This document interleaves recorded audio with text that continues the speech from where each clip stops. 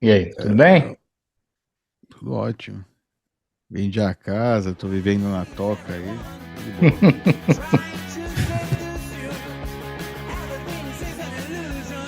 Vendeu a casa para comprar Bitcoin, está bem, cara. Exato. Vendi a casa na cidade grande, vai se atocar aí em algum canto, amplo, onde também é bom para esconder sua chave. Bastante lugar para enterrar, né? Exato. É, e tá de boa. E espera aí, espera a poeira baixar. Oh yeah. É, meu, muito bom. Ô, Rafa, bem-vindo de novo aí. Que bom que foi rápido entre a primeira vez que a gente se falou e esse segundo encontro. Ótimo, obrigado por me convidar de novo. Prazer estar aqui mais uma vez. E vamos falar de coisa nova aí, né? Tem bastante coisa acontecendo e um dia bom para estar aqui, né? Bitcoin aí passando de 30 mil, então já começa bem. Maravilha. Bom, vamos ver como é que vai estar esse preço semana que vem, né? Que é quando vai ser publicado esse vídeo aqui. Aí a gente conversa. É, bom, para quem não conhece o Rafael Zaguri, dá uma olhada aí no primeira conversa que a gente teve com ele sobre o Nakamoto Portfólio. É um programa bem interessante e tem, se você entrar no site para olhar o trabalho que ele fez e brincar lá com os números, dá para você ficar várias horas ali testando as ferramentas do portfólio Nakamoto. Diversos modelos lá para você fazer, como é que chama? Emulações, né? Emular aí performance, entender como seria ter Isso é até Bitcoin no seu portfólio. uma parte interessante, acho que da última conversa para cá, né?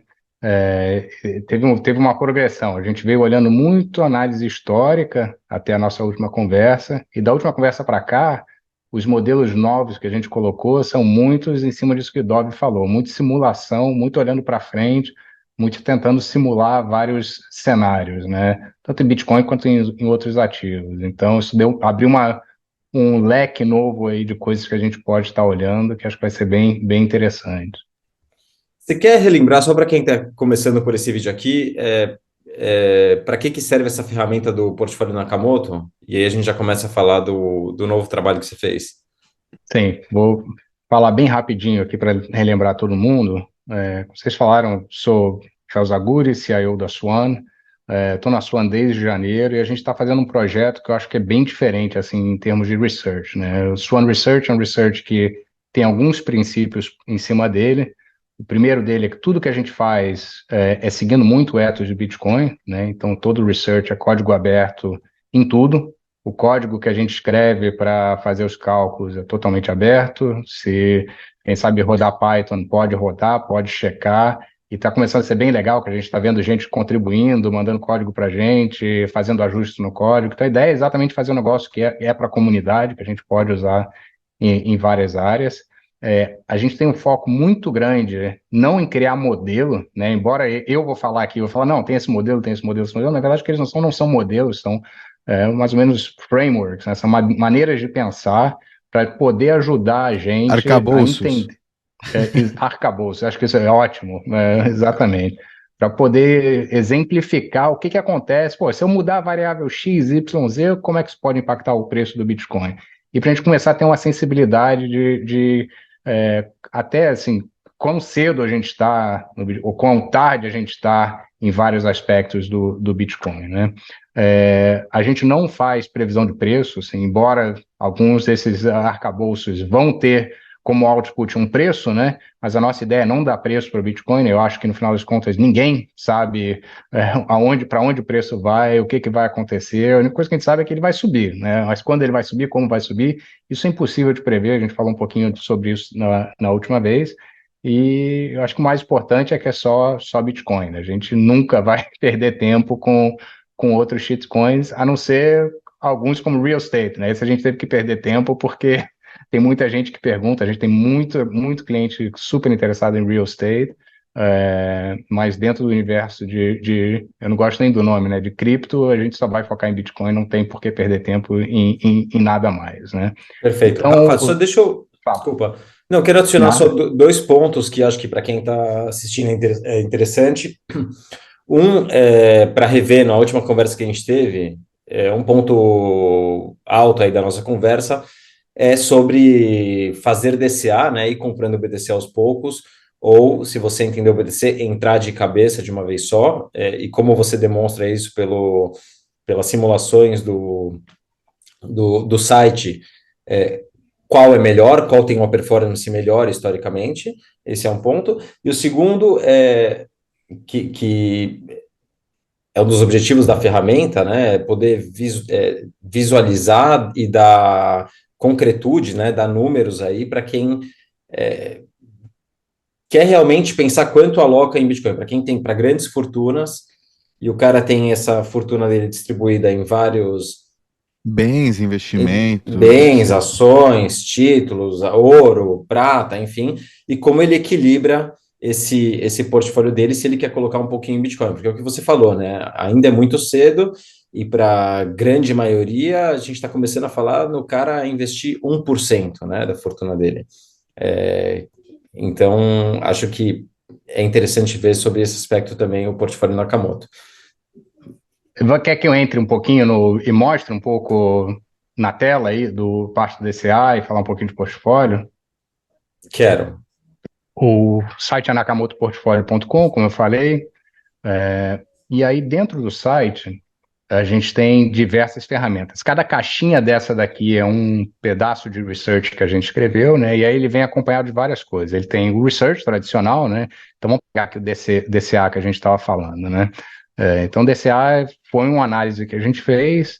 A gente tem um research que entra no detalhe lá, que vai te explicar exatamente como que a gente fez os cálculos, como é que isso tudo foi calculado, o que que é melhor, se é melhor DCA, se é melhor lump sum, assim, para quem gosta de ler, pode estudar isso pela leitura, né?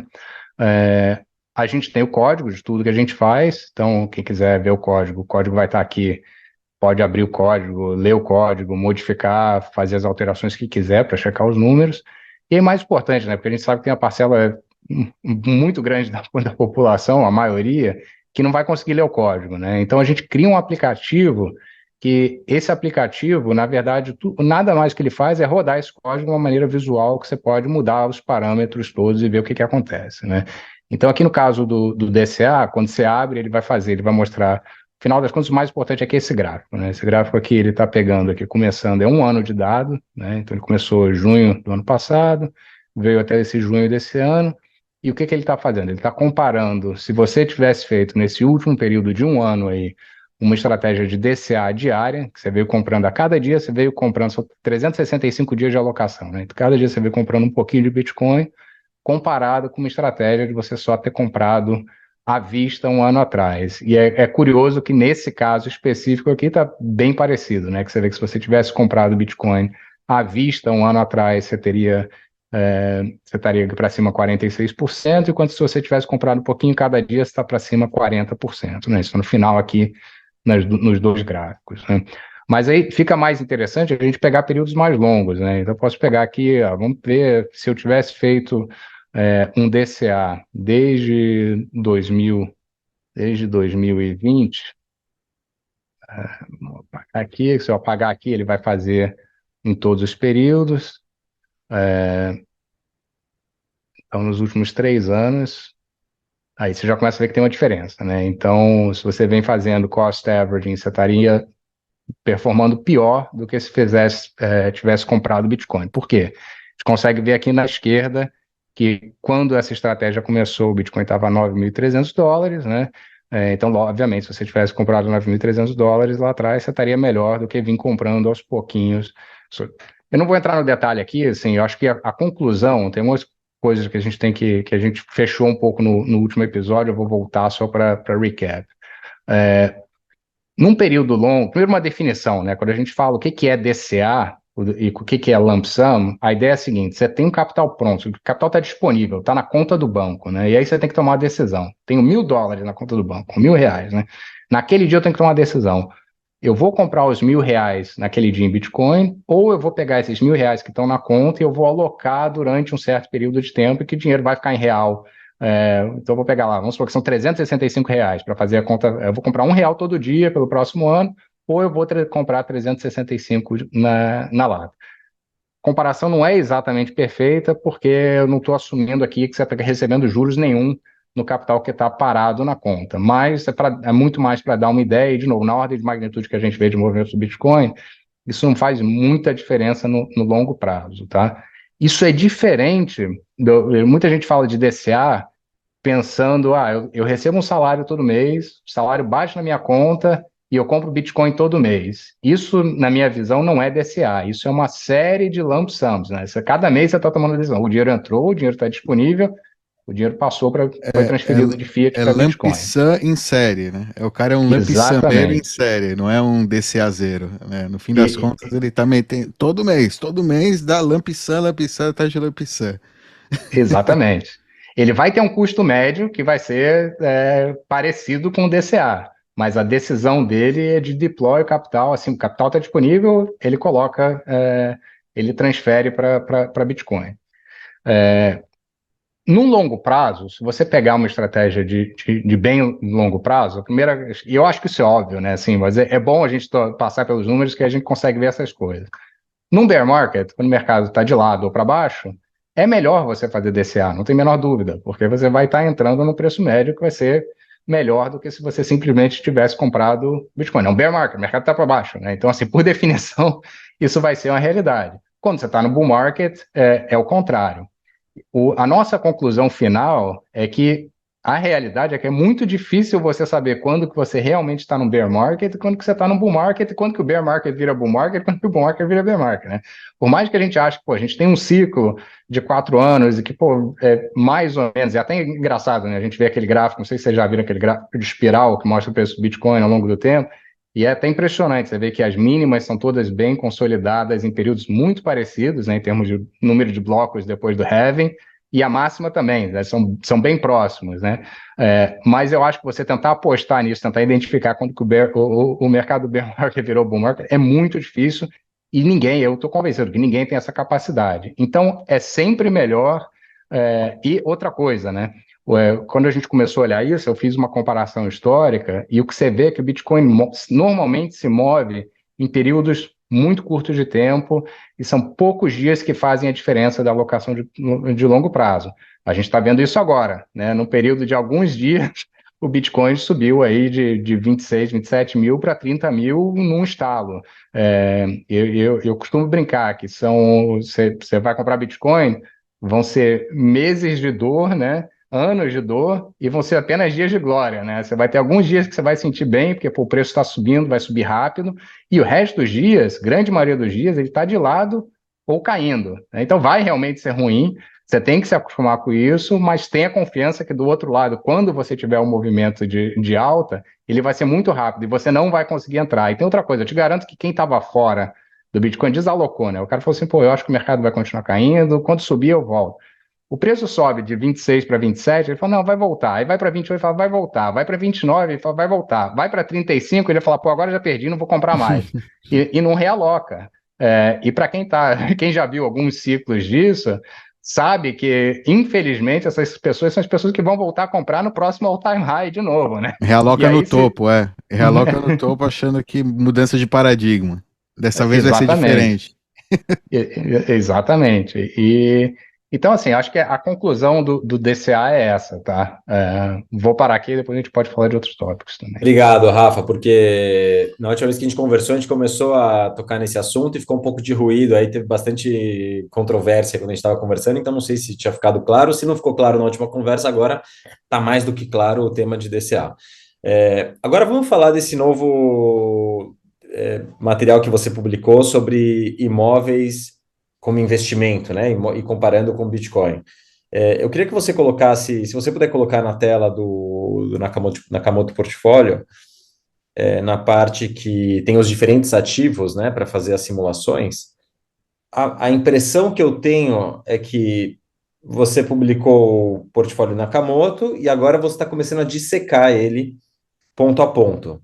Não sei se é isso. E se for isso, a minha primeira pergunta é por que você começou por imóveis e não por outro? É porque é o que tem o maior market cap, ou teve algum outro ponto que influenciou na tua decisão de começar a dissecar o portfólio Nakamoto pelo real estate?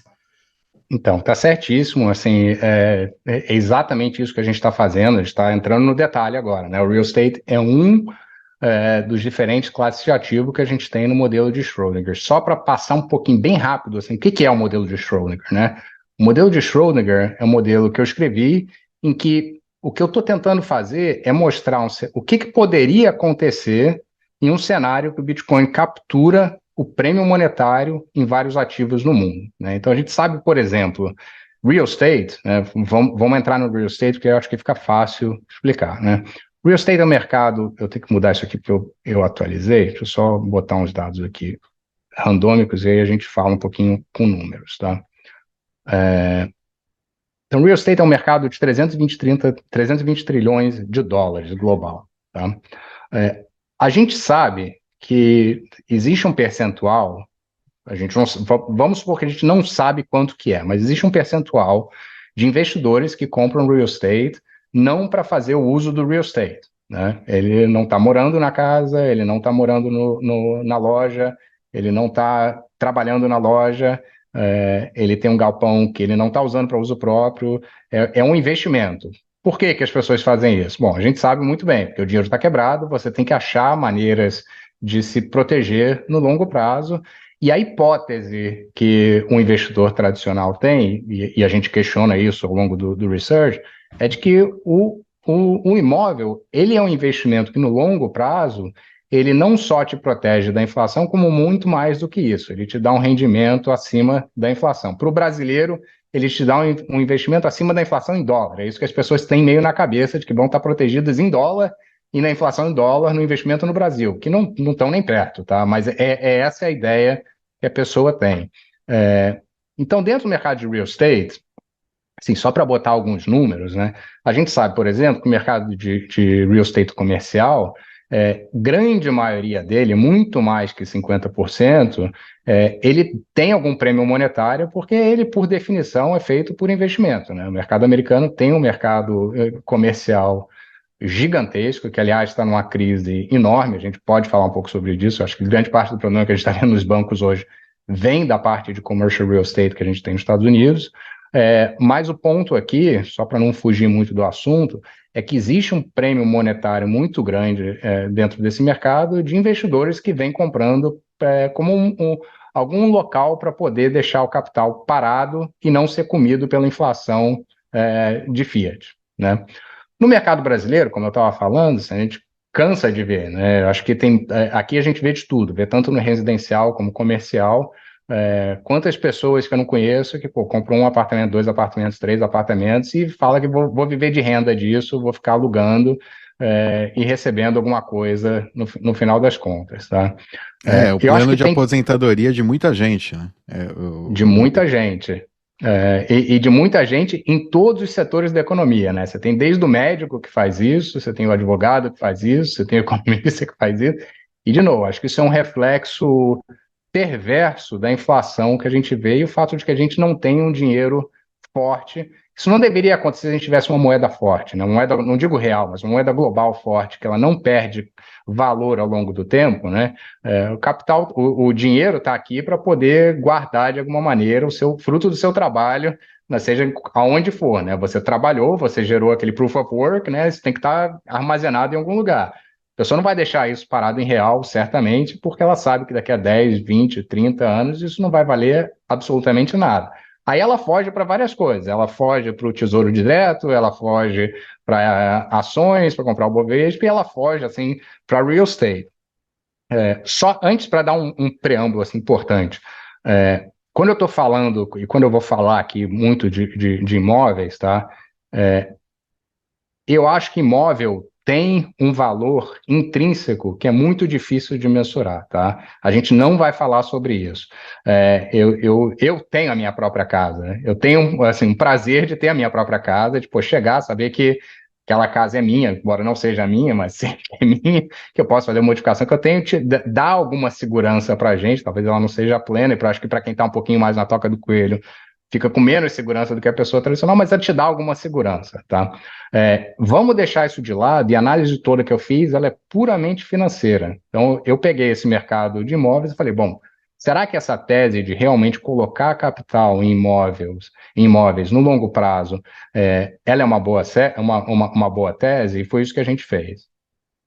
Fala, irmão. Só uma dúvida antes de entrar Uhum. nisso. Qual a explicação para o mercado de imóveis ser tão maior do que. Porque a gente está falando de um recurso, né, um ativo que as pessoas foram usando ao longo do tempo, estamos falando antes da criação do Bitcoin, para se proteger da depreciação do dinheiro fiat, né? Por que o mercado de imóveis é tão maior do que, por exemplo, o ouro, o market cap do Sim. ouro? Posso arriscar uma? Pode, fala, Claro. fala. Eu sei porque, mas pode falar, fala aí. Não, a minha, como é que chama, né? O gut, né? Fala que é porque tem crédito fácil para isso. Ou seja, pro ouro, ninguém vai te dar crédito no banco para comprar ouro, mas para comprar uma casa, um escritório, alguma com um plano assim, né? Mirabolante, é mais possível. É exatamente isso. Vou dar o exemplo do mercado americano, tá? Assim, eu volto muito para o mercado americano, Desculpa, porque. só complementando, Fala, e velho. também tem a questão da renda passiva, não? Que o ouro não tem. É, Sim. sim, sim. Pode ser. Agrega. Mas Agrega, continua. você passa a ter uma ilusão de Ilusão que. de Exato. renda, Falta é falsa verdade. percepção de que você tem uma renda É, passiva que exato. Passiva, supera. né? É. Eu Mas acho que assim, o ouro, enfim, o ouro depende só da valorização direta, né? É como se fosse uma ação, o imóvel é como se fosse uma ação que paga dividendos. É claro que os dividendos podem ser Tem baixos e risco. são e não compensar, mas de fato paga dividendos, o ouro não, né? exato. Mas o fato de uma companhia pagar ou não pagar dividendos, assim, teoricamente não deveria fazer muita diferença, né? Porque ela simplesmente está tirando caixa da companhia e tá distribuindo. Na verdade, é até ruim, porque diz que a companhia não está conseguindo reinvestir aquele caixa em projetos bons o suficiente, está tendo que te pagar, É né? Então, neutral, é neutral, mas eu estou a falar do aspecto psicológico para as pessoas, não é? Não da total, realidade. Numa empresa é totalmente total, neutral se ela paga dividendos ou não, é irrelevante. Não, aquele pagamento Ou negativo, mensal. ou Não, negativo. aquele pagamento mensal, né? Aquela expectativa de pagamento mensal é quase como um salário para aposentadoria, né? Uma coisa assim. Então é isso. traz. É. Eu acho que assim, tem muita ilusão em cima de real estate, né, em cima de imóveis, essa é uma grande. Vamos voltar aqui para o mercado americano, só para explicar um pouquinho de como é que você compra uma casa nos Estados Unidos, né? Como é que funciona? Você vai lá e fala assim, ó, eu quero comprar essa casa vale US$ 1 milhão, né? E se aplica para o mortgage. O mortgage é um financiamento, né? O mortgage ele tem duas vantagens enormes. Primeiro que as taxas normalmente são baixas, não estou nem comparando com o Brasil, mas comparadas com taxas locais. Hoje, com as taxas super altas, né? Você vai fazer um mortgage aí nos Estados Unidos de 30 anos, quer dizer, você consegue travar uma taxa de 30 anos com uma taxa por volta, dependendo do teu nível de crédito, hoje entre 6% e 7%. Para o americano, isso é super alto, tá? Mas se a gente parar para pensar 6 ou 7% para 30 anos, com inflação que a gente sabe que vai ter, a gente sabe o que vai acontecer ao longo do tempo, e do ponto de vista de pegar um empréstimo, esquece que você está comprando a casa, pegar um empréstimo travado para 30 anos a 6% por ano, a 7% por ano, é excepcional. Se eu pudesse pegar esse empréstimo para comprar um outro ativo mais forte, eu faria dia e noite, tá? Outro aspecto é que normalmente ele é muito alavancado, então, dependendo do seu score de crédito nos Estados Unidos, você consegue colocar alguma coisa entre 10% e 20% do valor da casa. Então, para essa casa de 1 milhão, você vai botar entre 100 mil e 200 mil, então extremamente alavancado, né? Para comprar uma casa de 1 milhão. Um outro benefício assim que as pessoas que é indireto é que e a gente viu isso em 2008, 2009, é que a percepção das pessoas é que elas só têm upside, né? Por que elas pensam? Bom, se o preço dessa casa passar de 1 milhão para 2 milhões, beleza, eu vendo, eu fico com a diferença, eu botei 100 mil, 200 mil e eu ganhei 1 milhão a mais, né? Quer dizer assim, em cima do valor que você investiu é muito. E se cair, eu entrego para o banco a casa, entendeu? Isso aconteceu em 2008 a rodo, das pessoas entregando a casa de volta para o banco. Por quê? Porque ele está te dando um empréstimo com a casa como colateral, a casa como garantia. Além disso tudo, você tem um subsídio do governo indireto e direto que é muito grande. Quando você paga os juros desse imóvel nos Estados Unidos, você consegue deduzir esses juros Se for para sua residência primária, você consegue reduzir esses juros do imposto de renda no final do ano. Então, esses 7%, na verdade, ele não é 7%, ele é uma taxa até mais baixa se você incluir que você está pagando juros e consegue abater esses 7% do teu imposto de renda no final das contas. Então, você tem um benefício indireto do subsídio dos juros, né? Tem um benefício também indireto em cima que o mercado americano ele roda muito em cima de imóveis, né? Então você tem uma série de agências que estão aí para poder fazer esses financiamentos, né? As taxas não são 6, 7% à toa. Você tem Federal Home Loan, você tem agências federais que são indiretamente, embora elas não sejam diretamente agências do governo, elas são indiretamente agências do governo que estão aí para subsidiar crédito. Então, isso é um mercado que, assim, por décadas, isso não começou há pouco tempo, não, isso aí tem décadas, desde os anos 40, 50, vem sendo inflado por dinheiro fácil, sendo totalmente subsidiado pelo governo, né, num ativo que, em cima disso tudo, as pessoas gostam de ter, né? É bom você ter sua casa, é bom você poder mostrar que você tem uma casa grande, é o ativo que talvez você mostre mais para todo mundo que você tem junto com o seu carro, né? É um ativo que, pô, tua família vai lá, te visita, teus amigos vão lá, te visita. Então a pessoa tem um incentivo indireto também de consumir mais, ainda mais no mercado americano, né? De consumir mais do que deveria tá consumindo. E quando ele vê que ele pode, né? Porque ele fala, bom, vamos botar aqui. Ah, tudo bem, o preço da casa é $1 milhão, mas eu não estou nem aí, porque eu só vou botar $100 mil, $100 eu consigo colocar, eu pego outro empréstimo do canto, eu seguro o dinheiro. Eu me lembro aqui no Brasil, nos anos 90, né, a gente fala assim, de o que o brasileiro fazia, né? Tinha um mercado muito grande de imóveis também, acho que imóveis eram um dos poucos ativos que eram totalmente dolarizados, mas não tinha alavancagem nenhuma, zero. As pessoas iam lá poupando, poupando, poupando, juntavam o suficiente, ia lá, poupava em dólar, né? Quando podia, escondia o dólar onde dava, e aí ia lá e comprava uma casa, ou um apartamento quando dava, mas não tinha nenhuma alavancagem, né? A alavancagem fez esse mercado explodir no mundo. E isso eu estou falando de imóveis residenciais, mas isso é verdade para o comercial também, até pior, dependendo das áreas que você está. Tem muita alavancagem no mercado financeiro americano. E isso tudo é um castelo de cartas, né? Que a qualquer momento, e eu acho que isso está acontecendo um pouco em imóveis comerciais, né? Esse castelo pode e vai cair, né? E é um castelo, voltando aqui, né, para a gente fechar aqui o ciclo, e a gente passa para o detalhe do research, mas é um mercado de 320 trilhões de dólares, né?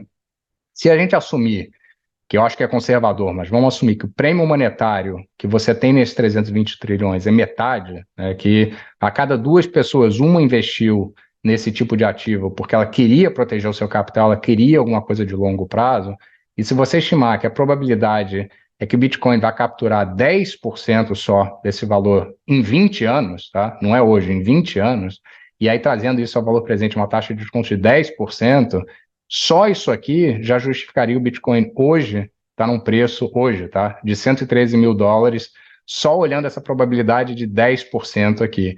Se essa probabilidade subir, e eu acho que à medida que o Bitcoin se estabelece como uma moeda forte, não tem por que isso não acontecer, vai olhando esse número aqui que está sublinhado em azul, à medida que eu subo a probabilidade. Se a probabilidade for para 50%, esse número já passa para 500 mil, esse número, 100%, a gente já está a mais de $1 milhão, e se você achar que hiperbitcoinização acontece num período menor do que 20 anos, que acontece em 10 anos, a gente já está falando de $3 milhões por Bitcoin, só olhando o mercado de real estate, só olhando uma captura de um prêmio monetário de 50% desse mercado, e obviamente olhando uma probabilidade de 100% e 10 anos de captura, né? Se isso acontecer mais cedo, aí cada um pode fazer as contas da maneira que quiser e colocar as probabilidades que quiser. Eu falei um pouquinho disso aqui mas só para lembrar, porque eu acho que é interessante. A gente tem muito investidor que está começando a investir em Bitcoin. Então, a instituição que começou a colocou 1%, colocou 2%. Então, tem muita conversa com gente muito cética, né? Normalmente eu abro isso aqui, eu falo, bom, vamos fazer um cálculo. O que você acha que é a probabilidade do Bitcoin de capturar o mercado de real estate em 20 anos num cenário positivo? A pessoa me dá uma probabilidade. Grande maioria das vezes, eu sempre fico surpreso, as pessoas me dão uma probabilidade muito maior do que a minha probabilidade. Tá? Eu falo, eu acho que é 15%. Aí eu ponho o número e falo assim, não, então o Bitcoin hoje deveria estar valendo $440 mil e não os 30 mil que está valendo pelos números que você me deu, não são os números que eu estou calculando, não. Os números que você me deu.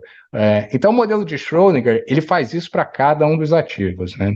E aí, voltando aqui, eu vou dar uma pausa. O primeiro ativo que a gente começou, obviamente, foi real estate. A gente pode olhar aqui nas tabelinhas, né? Que cada um, aqui é o valor de mercado de cada um desses ativos, né? Você vê aí, ações 100 trilhões, bonds 130 trilhões, ouro é um mercado de 10 trilhões. Então, real estate é de longe o maior de todos eles, e além disso, é de longe o que a gente tem mais pergunta também. Eu acho que é um ativo super emocional, né? As perguntas, as pessoas sempre têm algum tipo de pergunta para esse lado, mas a gente tentou agora tirar a emoção e vamos fazer um cálculo desse negócio e ver se realmente faz sentido ou não faz sentido. Vou dar uma pausa aqui e a gente pode entrar no detalhe. Acho que podemos entrar no detalhe só discutindo o que para mim, de novo, chama atenção como é difícil para a mente humana trabalhar com grandes números, né? O cara consegue pensar nos 15%, mas ele, na cabeça dele, é impossível, ele não consegue calcular o impacto desses 15% que ele está falando. Ele te joga o número de 15% de probabilidade de captura desse mercado, né? Do Bitcoin capturar esse mercado, mas ele não consegue ter a proporção. E aí, quando você coloca aí na tela, fica impactante, né? Fica mais concreto para ele poder visualizar. Exatamente isso. E eu acho que isso também explica por que a gente tem volatilidade no mercado, né? A gente fala, pô, o preço do Bitcoin é volátil, ainda bem que é volátil. Quer dizer que essas probabilidades ainda são pequenas o suficientes que no mercado, o mercado mudando de um bear market para o bull market, essa probabilidade vai de, sei lá, de 5% para 20%, e o impacto que isso tem no número a gente consegue ver, para ele ser alto, né? Porque é tão pequeno, a gente está falando ainda de percentuais de market cap que são tão pequenos, né? A gente tem uma fração do mercado, que qualquer movimentozinho de mais otimismo vai fazer o preço subir ou cair muito. A verdade, o contrário é verdade também, né? A gente entra no bear market e fala, não, chance de ter hiperbitcoinização é próximo de zero, agora não vai acontecer nunca, né? E a realidade também não é essa. E aí o preço despenca, exatamente por conta disso. Vou fazer aqui, vou sair numa tangência, porque acho que é um tema bem legal que a gente está estudando. Eu estou pensando muito como fazer isso, como modelar isso. Quando a gente fala do preço do Bitcoin, né? O que é o preço do Bitcoin? Ele é o preço que está sendo negociado hoje na margem, né? Quer dizer, a pessoa que tem vontade de vender o Bitcoin hoje nesse preço, que tem vontade de comprar o Bitcoin hoje nesse preço. A gente pode ter um mercado. Como é que eu vou explicar isso de maneira fácil? A gente pode ter um mercado que ele é saturado de traders, então a gente tem gente que está ali negociando na margem o dia inteiro, tem muito volume sendo negociado, né? Então você olha e fala assim, pô, tem muito Bitcoin sendo negociado, mas são pessoas que não estão segurando o Bitcoin, tá? Que não têm convicção nenhuma no preço do Bitcoin. O que a gente... E por outro lado, né, vamos separar segmentar o mercado, né? Por outro lado, você tem no outro espectro, você tem os hodlers, que se você virar para qualquer um de vocês e falar assim, pô, que preço que você está disposto a vender teu Bitcoin, ou todos os Bitcoins, não é o preço que está na tela, é um preço muito acima do que está na tela, né? Então, um dos motivos que a gente... Estou falando isso só para voltar na conclusão também de porque a gente vê volatilidade, né? Um dos motivos que a gente vê volatilidade é que o preço está sendo definido na margem sempre por esses traders. Esses traders, eles têm uma profundeza de mercado que é limitada, para um lado quanto para o outro, né? Então, você vai ter, se o preço subir, você vai ter volume até o Bitcoin subir 10% para cima, cair 10% para baixo. A partir do momento que sobe muito mais que isso, ou que cai muito mais que isso, tem um buraco dos dois lados, tá? Porque você não tem muita gente querendo vender, nem muita gente querendo comprar lá embaixo. Por quê? Porque os hodlers, eles não estão lá com, como a gente falou, voltando no tema de DCA, eles não estão com um volume gigantesco de dinheiro parado no banco esperando, opa, Bitcoin chegou. Tem até gente assim, mas não é a maioria, tá? Que estava lá, o Bitcoin caiu 20%, é agora que eu vou comprar. Não, o cara está ali, está comprando, está convertendo, está saindo desse sistema gradativamente, né? E a verdade, por outro lado, também, né? Se tiver muita gente querendo comprar, você não vai ter vendedor a um preço. Se o Bitcoin subir hoje 30%, 40% na cara, você não vai ter volume nenhum de venda, ele vai subir mais ainda, porque você secou a liquidez toda, você passou por cima desses traders todos, você só está lidando com os hodlers. Um dos temas, e por que eu estou olhando nisso? Eu sei que a gente sai numa tangente aqui, mas depois eu vou juntar tudo, tá? Não, mas é interessante. Um dos temas que a gente tem olhado muito hoje, a pergunta que a gente... Pô, Tive hoje 3 vezes me perguntar, pô, mas o ETF vai ser aprovado nos Estados Unidos, o que que acontece?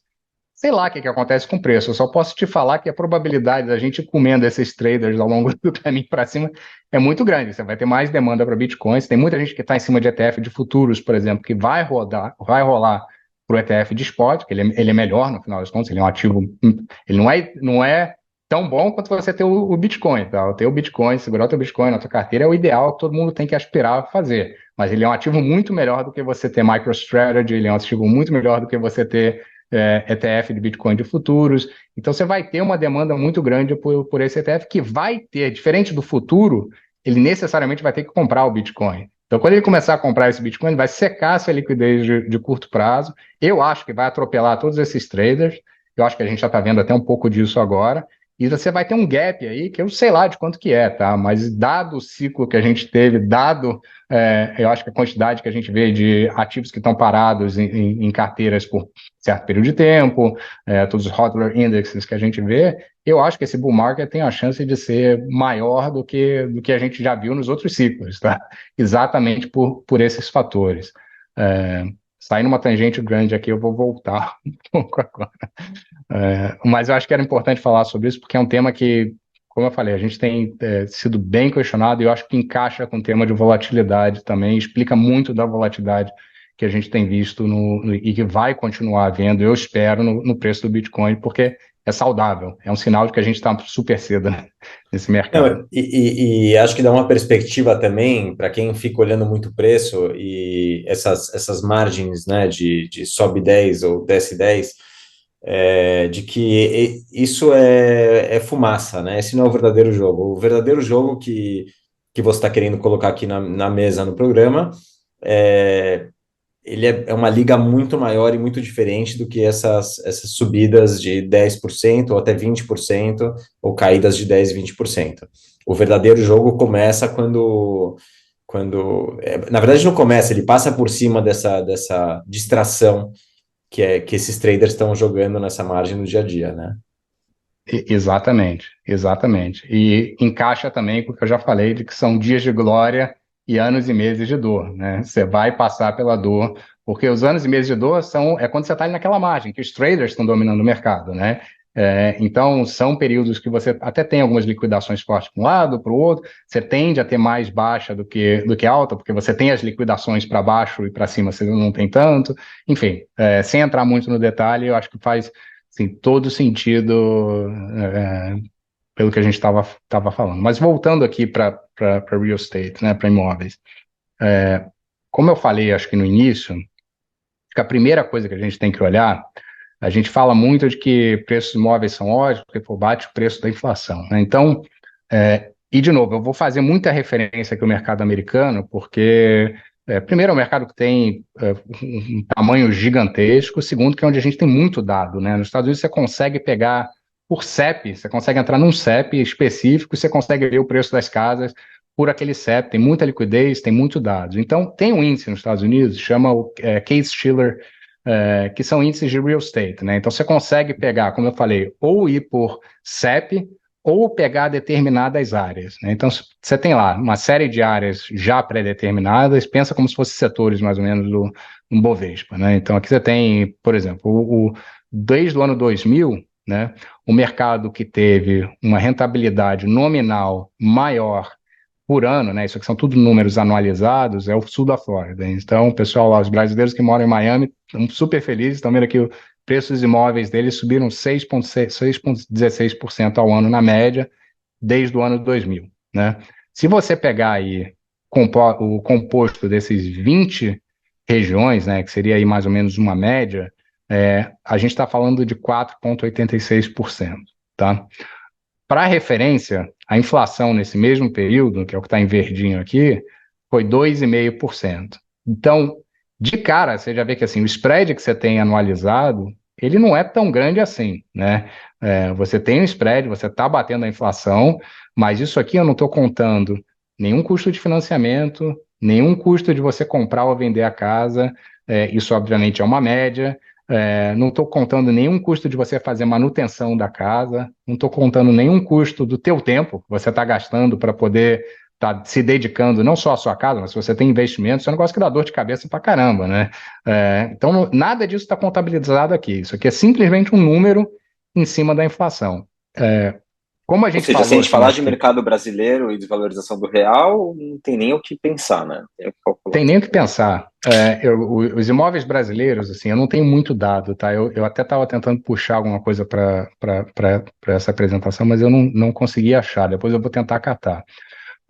Mas os poucos números que eu peguei, os imóveis, eles não batem o dólar, tá? Então, no final das contas, você não está. É uma reserva de valor, porque você não vai apanhar da inflação tão feio, mas você está tomando uns tapas na cara de vez em quando também. Você não vai ter um nocaute, mas você está tomando tapa na cara todo ano da inflação também, né? Então, aqui embaixo eu coloquei esses retornos deduzindo de inflação, né? Então a gente vê que no sul da Flórida, de novo, você estava aí batendo a inflação em 3,6%. Na média, você está batendo a inflação em 2,3%. Mas em algumas regiões, como Detroit, né, e Cleveland, você não está nem batendo a inflação. Você teve retornos nominais já abaixo da inflação, né?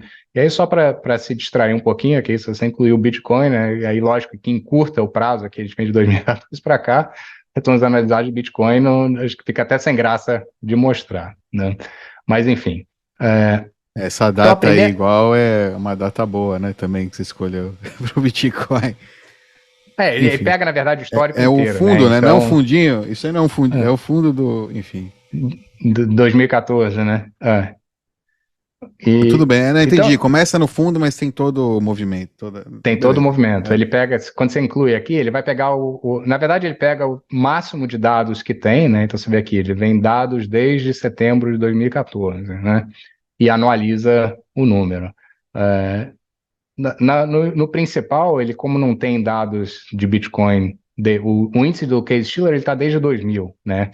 Mas como não tenho dados de Bitcoin de preço entre 2000 e 2014, quando você inclui Bitcoin aqui, ele só pega de onde tem dado para cá. Mas o ponto aqui, de novo, não era comparar com Bitcoin ainda, tá? E, aliás, nessa análise toda que eu fiz, eu só vou fazer uma comparação com o Bitcoin lá no final, tá? E, assim, é quase que um pensamento depois de toda a análise estar feita. Isso aqui fica de pé independente do ativo que você tá olhando como comparação, porque a minha base de comparação aqui, no final das contas, é inflação, só isso, tá? Estou tentando julgar a tese de que realmente é um ativo bom como reserva de valor. Então, voltando aqui, então o primeiro ponto para mostrar é esse, né? Eu, quando comecei a rodar esses números, quando eu cheguei nos números de inflação, eu pensei em parar aqui. Eu falei, poxa, já não bate, já está tão longe assim, o spread que você tem já não é suficiente, com certeza. Eu sei que na média as pessoas gastam muito mais que 1% ao ano em manutenção, só em manutenção da casa, tá? É aquela obra que você vai ter que fazer de vez em quando. Eu contei lá depois, aí, se vocês quiserem clicar aqui no paper, né? Que aí obra, tem todo advogado, que de advogado, repente, obra. renegociação, cara. Exatamente. E deixa eu tentar aumentar isso aqui um pouquinho. Eu conto a história aqui no início, né? História engraçada. Quando eu morava nos Estados Unidos, eu morava numa casa de 2 andares, né? E aí, a minha filha hoje está mais velha, mas na época ela tinha 5 anos.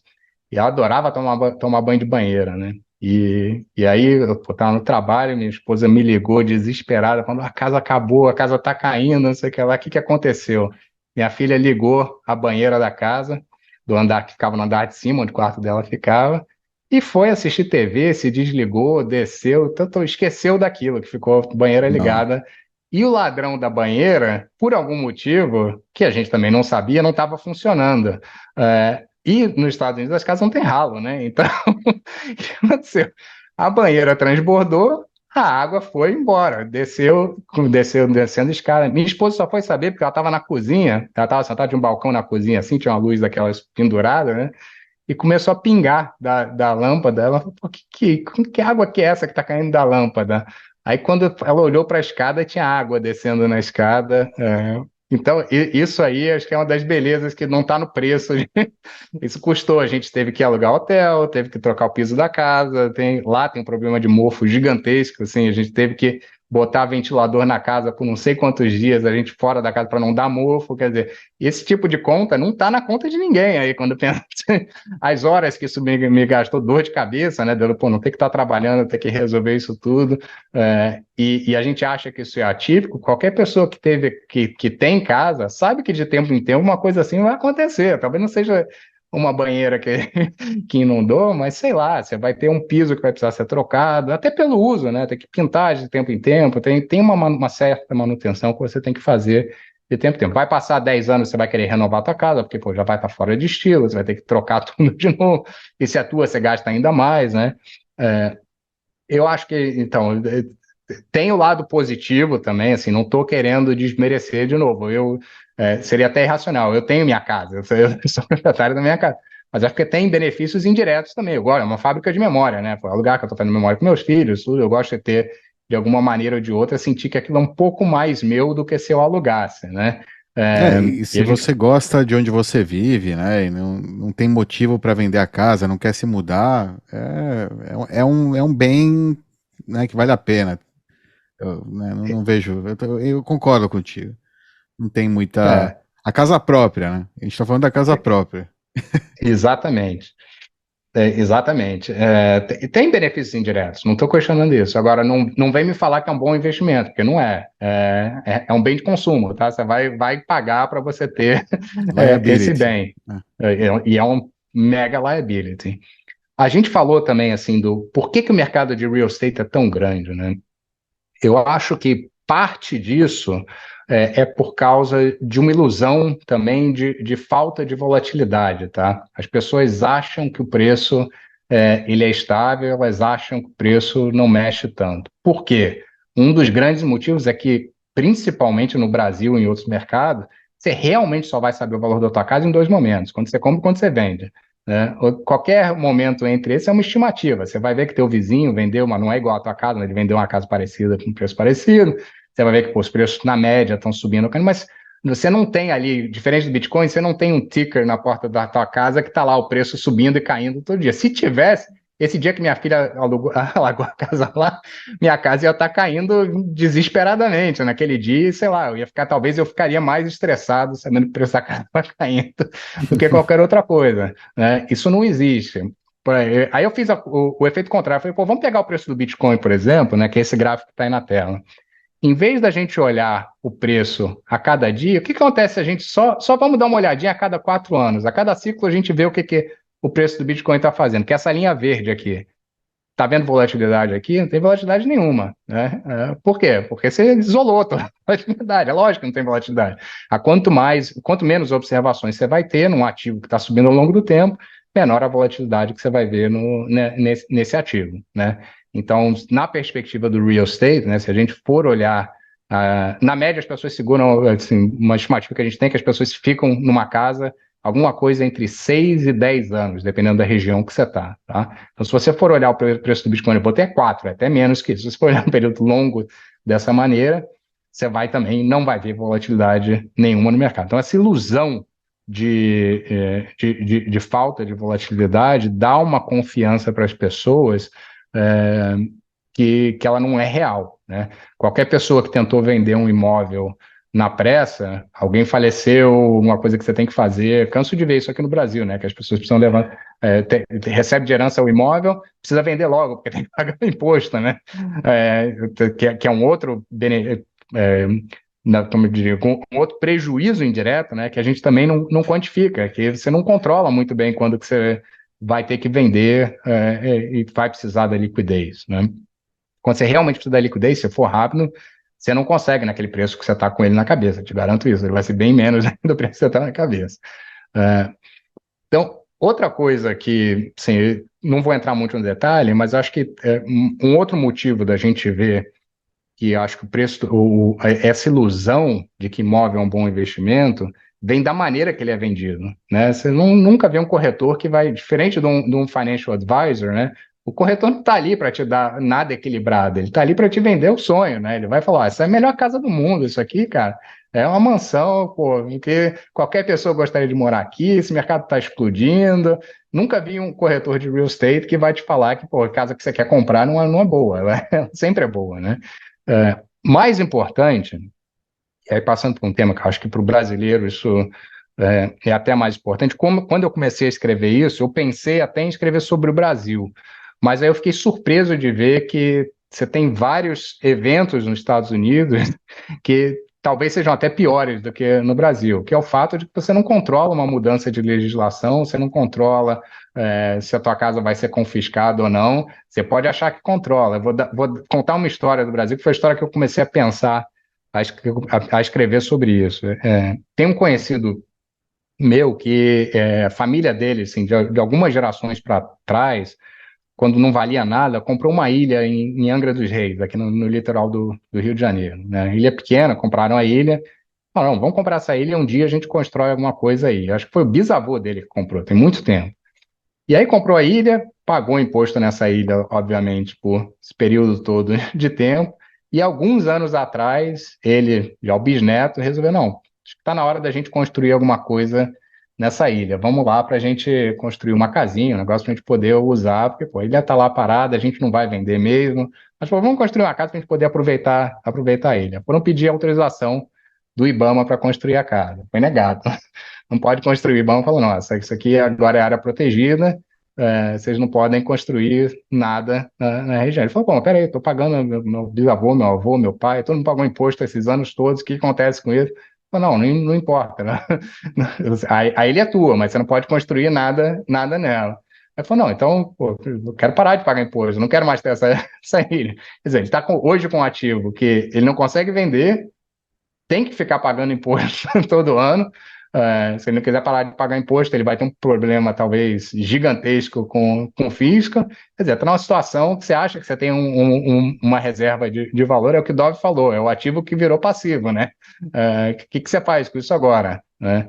E essas histórias, embora elas pareçam super isoladas, né, elas acontecem muito. Nos Estados Unidos, eu estava falando, tem um exemplo recente, pesquisa. Desculpa, esse negócio da ilha aí é um caso para desobediência civil, né? Quem vai lá fazer o enforcement se eu estou construindo na ilha ou não? Eu não sei onde é que ela fica, então quão longe ela é, não sei, mas eu acho que, enfim. Aí tem todo um tópico, acho que de que eu acho que as pessoas que tentam fazer as coisas corretas, né, no mercado como o Brasil, elas acabam sendo prejudicadas, né? Porque a realidade é que qualquer outra pessoa faria provavelmente o que você falou, né? Nem Ele ia lá e perguntaria, vai lá e constrói. Eu achei que acabou. A história ia terminar que ia ter gente vivendo lá. Não. Que não era. Que já tinham feito uso capião também, né? da ilha, já era. Tipo, não. Isso a gente vê muito, né? Aqui no Rio de Janeiro isso é em todo canto, né? Assim, você tem ocupação em todo lugar, você não tem nada construído, vão lá e constroem e acabou. Assim, você pode ser teu território, pode ser teu imóvel, seu terreno, né? Que no final das contas, duvido que você vai conseguir reater. Né? Esses são casos assim diversos no Brasil, pelo Brasil afora, que a gente consegue achar, né? Então essa ideia de que sua chave, sua casa, não é o caso. Exatamente. Só para fechar, nos Estados Unidos, né, recentemente no mercado de gás natural, você teve assim, vários exemplos de pessoas que foram desapropriadas das casas próprias para poder ter exploração de gás natural. E não é só para as pessoas, não, é fazenda, teve casa que foi demolida para ter proteção de gás natural pelo benefício público, né? Acho que no Brasil isso acontece também. Isso também eu acho que também acontece.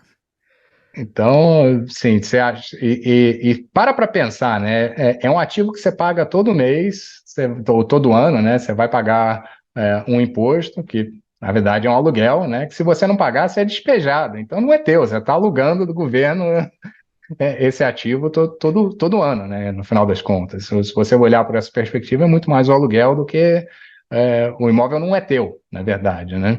Deixa de pagar para ver o que acontece, provavelmente vai perder o imóvel, dependendo de onde você está. E aí, para voltar aqui, fala. Não, continua.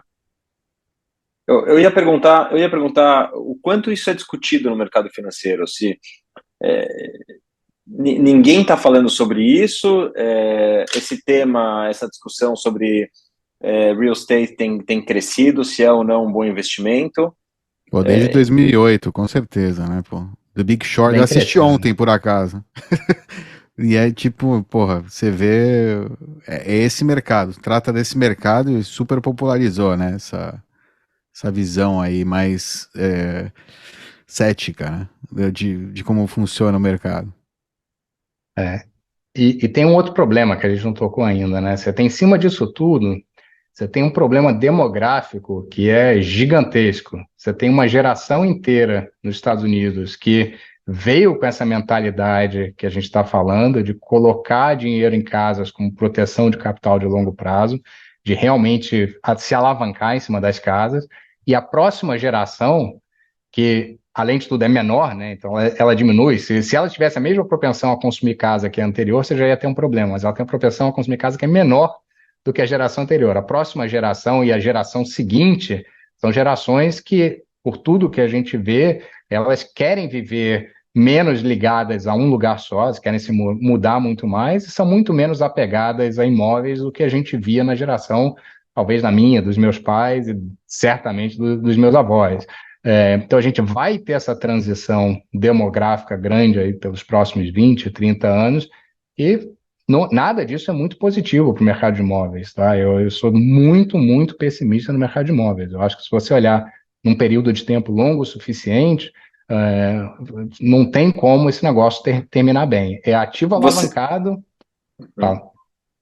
Não, termina e eu faço a pergunta. Ativo Eu só ia alavancado. falar, é ativo alavancado, com preço caindo, baixa liquidez e pouca demanda, né? Então, isso não pode acabar bem. Isso é uma história que eu não sei se ela acaba em 5 anos, se ela acaba em 10 anos, se ela acaba em 20 anos, se ela acaba em 30 anos, mas a perspectiva de longo prazo não é boa. O mercado financeiro, só para responder, tem falado muito sobre isso, tá? Todo mundo vê que é um problema de médio e longo prazo, mas aí eu acho que entra na mesma caixinha da dívida americana. Ah, é um problema, mas, cara, chuta isso aí para a esquina que a gente vai se preocupar com isso aí daqui a 10 anos, entendeu? Deixa meus filhos se preocuparem com isso aí, eu não vou me preocupar muito com isso aí. 10 anos muita coisa vai acontecer. Mas é um problema. Você olha o endgame disso aí, é terrível, assim como o da dívida americana. Não tem, essa conta não fecha.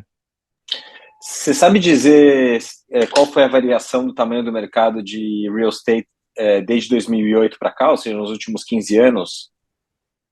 Aproveitando o gancho que o Dó falou do Big Short. Teve uma queda grande, né? Se você usar aí o Case-Shiller, né, os índices como uma aproximação, você vai ver que teve 2008, teve realmente uma queda, mas muito mais que recuperou já a queda. Assim, os mercados, os preços das casas estão em all-time high nos Estados Unidos, nunca tiveram tão altas, né? Ou seja, não foi afetado realmente na Ah, prática. na prática não foi. Você teve uma queda de curto prazo, mas já comeu isso tudo e muito mais, né? Em alguns mercados subiram, no mercado de Miami, por exemplo, da Flórida como um todo, de 2008 para cá explodiu, né? Aí tem outros fatores também, você está tendo uma migração interna muito grande nos Estados Unidos entre estado para estado, por vários motivos, entre eles Efeito corona. filosóficos, né? Então, isso tudo é uma conversa separada. Mas no agregado, os preços subiram, os preços estão mais altos do que eles estavam em 2008. Esse é um ponto que, ou seja, levando isso em consideração, fica muito difícil você argumentar com algum investidor que investe em real estate que a situação vai ficar tá ruim ou vai ficar ruim, porque não é o que ele vê, não é o que ele está sentindo, né? Eu agora acabei de fazer a pergunta também no mercado e você me respondeu, ou seja, como é que se argumenta com um cara desses? Aí eu acho que o argumento, assim, passa muito, eu acho que é um bom gancho para passar para o instrumento de valuation que a gente criou, tá? Falar desses pontos cegos que ele tem no real estate e que ele não está analisando. A gente já teve algumas conversas em cima disso, que quando chega no final, a pessoa fala, não, peraí, tá errado isso. Aí você passa um ponto a ponto e fala assim, não, tá aqui, esse custa isso, tá certo, esse custa, tá, então faz a conta aí. Realmente, é porque eu não tinha pensado nisso. Eu vou te mostrar qual é o processo de racionalização que o investidor médio tem em cima do imóvel, tá? Então, a gente tem uma calculadora aqui que, diferente das calculadoras que a gente usou no passado, o que isso aqui faz, ele vai fazer simulações, tá? Então, não sei se vocês lembram aquele jogo da vida, né? Que você ia lá, você jogava dados, você fazia...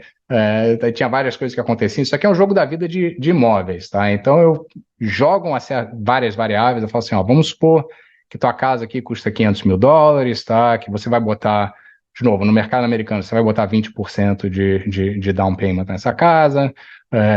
Tá aqui a taxa de mortgage, tá puxando a última taxa de mortgage de 30 anos nos Estados Unidos. E aí vai fazer várias coisas aqui. Vai simular primeiro inflação, então eu vou pegar lá o histórico de inflação, né, para trás, e eu vou jogar isso para frente para ver como é que a inflação pode se comportar, dado o que aconteceu no passado. Eu faço vários cenários, vamos fazer. Esse caso aqui eu estou fazendo pouco, estou fazendo 100 cenários. Você aqui pode rodar quantos cenários você quiser, tá? E vou simular o preço dessas casas também. Além disso, eu vou simular teus custos, né? Então, você tem custo fixo, você vai pagar o teu condomínio, você tem manutenção que você tem da tua casa, quando você vai pagar, que está assumindo que é 0,5% ao ano. Mas, de novo, tudo pode mudar. Você acha que as variáveis estão erradas, muda e vê o que acontece, tá? Você tem seguro, que você tem que pagar todo ano. Você tem os impostos, né? Que também podem variar, mas aqui você pode botar do jeito que você quiser. Você tem, do outro lado, você tem os benefícios, né? Os benefícios fiscais que eu mencionei, não vou entrar nisso antes de fazer os resultados. E você tem teu custo de oportunidade, né? Quanto tempo que você vai gastar fazendo manutenção dessa casa? Nesse caso aqui eu faço uma simulação entre 0 e 2 horas, e aí você vai jogar lá vários dados e vai ver o que acontece. Quanto que você estaria pagando de aluguel equivalente para essa casa? De novo, não vou entrar no detalhe aqui, mas você tem várias variáveis aí de que são custos tradicionais que você tem na casa. Você tem custo de você comprar a casa, né? E de você vender a casa. Você tem que pagar corretor na hora que você entra e na hora que você sai. Então, quando você roda isso tudo, né? Rodei aqui as simulações, então deixa eu começar aqui. Então, mostrando lá, ó, a casa começava em 500 mil, isso aqui são 10 anos de simulação, né? Então, em 10 anos, essa casa aqui vai passar de $500 mil na média para $800 mil na média. A contabilidade mental que a pessoa faz, ela parte desse número. A única coisa que ela tem na cabeça dela é o seguinte: eu comprei essa casa por 500 mil e ela vale 800 mil. Pô, mega negócio, né? Foi bom pra caramba. Vamos ver se foi bom pra caramba, né? Mas é isso que ela faz. Dentro disso, né? Isso é uma média, né? Então você teve cenários aqui, você vê nas curvinhas azuis aqui, né? Você teve cenário que a casa subiu bem pouco, né? Subiu aí para 600 mil. E você teve cenário que a casa subiu para mais de $1 milhão, né? Mas na média, o preço final, a tua casa subiu 60% no período de 10 anos, tá? O que isso quer dizer? Isso quer dizer que tua casa subiu na sua área, né, na média ali, sua casa subiu 4,84, é que eu botei um índice nacional, mas você pode botar um CEP americano que você quiser. Nesse mesmo período, a inflação simulada, isso é tudo resultado da simulação, tá? Foi em média 3%, então, de novo, o que você está recebendo em cima da inflação já não é grandes coisas. Fez 100 simulações, na média você gastou 1 hora de seu tempo por semana nessa casa. Você teve um custo de $28 mil durante os 10 anos de manutenção, de renovação dessa casa. Você teve 2 eventos que foram muito caros para você de consertar, que é o evento da filha inundando a casa. E você teve, nesse caso que eu botei probabilidade muito baixa, a tua propriedade não foi confiscada pelo governo nenhuma vez, tá? Não, é uma pura simulação. Na cabeça da pessoa, na contabilidade mental, tá? E depois as pessoas podem passar aqui, podem mudar os números, podem olhar o que quiser, ela faz a seguinte conta. Ela vai falar assim, pô, imóvel é um puto investimento, né? Eu comprei minha casa a 500 mil, que na verdade eu botei só 20%, né? Só botei $100 mil para botar esse imóvel, para comprar esse imóvel. Ele terminou em 808 mil, quer dizer, eu ganhei 308 mil em cima dos $100 mil que eu coloquei. Putz, excelente negócio. E a pessoa para aí, tá? Ela não vai fazer mais nenhuma conta. Se você fizer as outras contas todas, você vai ver que o custo teve que pagar juros em cima do teu mortgage esse período todo, né? Então, o custo que você pagou de juros do teu mortgage nesse período todo, o custo que você pagou do custo pessoal de você estar perdendo nesse período todo, somar isso tudo, tem $400 mil aí que você gastou em todos esses custos ao longo do tempo. Eu estou colocando os benefícios também do outro lado, tá? Então, estou colocando benefício fiscal, como eu falei, que você tem a dedução dos juros, e estou colocando benefício de você não estar pagando o aluguel do outro lado, tá? Como se fosse um benefício indireto. Mesmo você somando isso tudo, você ainda tem $400 mil aí no período de 10 anos que foi gasto. Eu acho que esses números são super conservadores, tá? Acho que é muito mais que isso, se você for realmente rodar os números. Então, aqueles 300 mil dólares lá de lucro que você tinha, na verdade foi um prejuízo de 100 mil dólares. Ou seja, em cima dos 100 mil dólares que você botou, você perdeu os 100 mil dólares, você ainda perdeu mais 100 mil dólares. Mas ninguém faz essa conta. Ninguém. A conta que a pessoa faz é a conta, de novo, de ver aqui, ó, eu coloquei, isso aqui é o preço de liquidação, né? Tem outra coisa. A linha amarela aqui é os 100 mil dólares que ele colocou, tá? A linha roxa é o preço de liquidação da casa. Você vai ver que nesse caso aqui, você demorou 20 meses simplesmente para você estar reatendo de volta o que você colocou, né? Isso bruto, tá? Não estou assumindo custo nenhum. Bruto, você precisa de 20 meses para você conseguir tirar de volta os 100 mil, fora os custos todos que você teve ao longo do tempo. Então, eu acho que assim, é muito mais um problema de as pessoas não fazerem conta, realmente, do que qualquer outra coisa. E você vai sangrando, né? Você vai sangrando aos poucos. Você vai ali, o tapete novo que você compra, a parede que você pinta. Ninguém para fazer essa contabilidade de quanto foi, no final das contas, você gastou, que você não precisaria ter gasto, né? Eu E faço nesse aí caso, só para... Fala. nesse caso você está falando de casas que a pessoa está usando para uso próprio, né? Para ela morar, não como investimento. Exato, Se falar como investimento, a gente exato. tem que falar também de custo de oportunidade, né? Exatamente, é que é pior. Eu comecei assim, do melhor cenário possível, né? Vamos assumir o melhor cenário possível. Que se esse já não fica de pé e não fica, os outros eu te garanto que não ficam de pé também. Porque tem outra coisa, eu já tive imóvel alugado. Tem um inquilino lá chato que você vai ter que lidar com ele, vai ter um que vai dar problema, um problema grande em algum momento. Imagina se essa inundação que acontece quando você está com o inquilino em casa, como é que você faz? Então, esse tipo de coisa ninguém põe na ponta do papel, do lápis, para saber exatamente quanto que está gastando, né? E aí, só para fechar esse ponto do real estate, aí só para se divertir, né? A mesma simulação que eu fiz para o preço de casa, eu fiz para o preço do Bitcoin, aqui no final.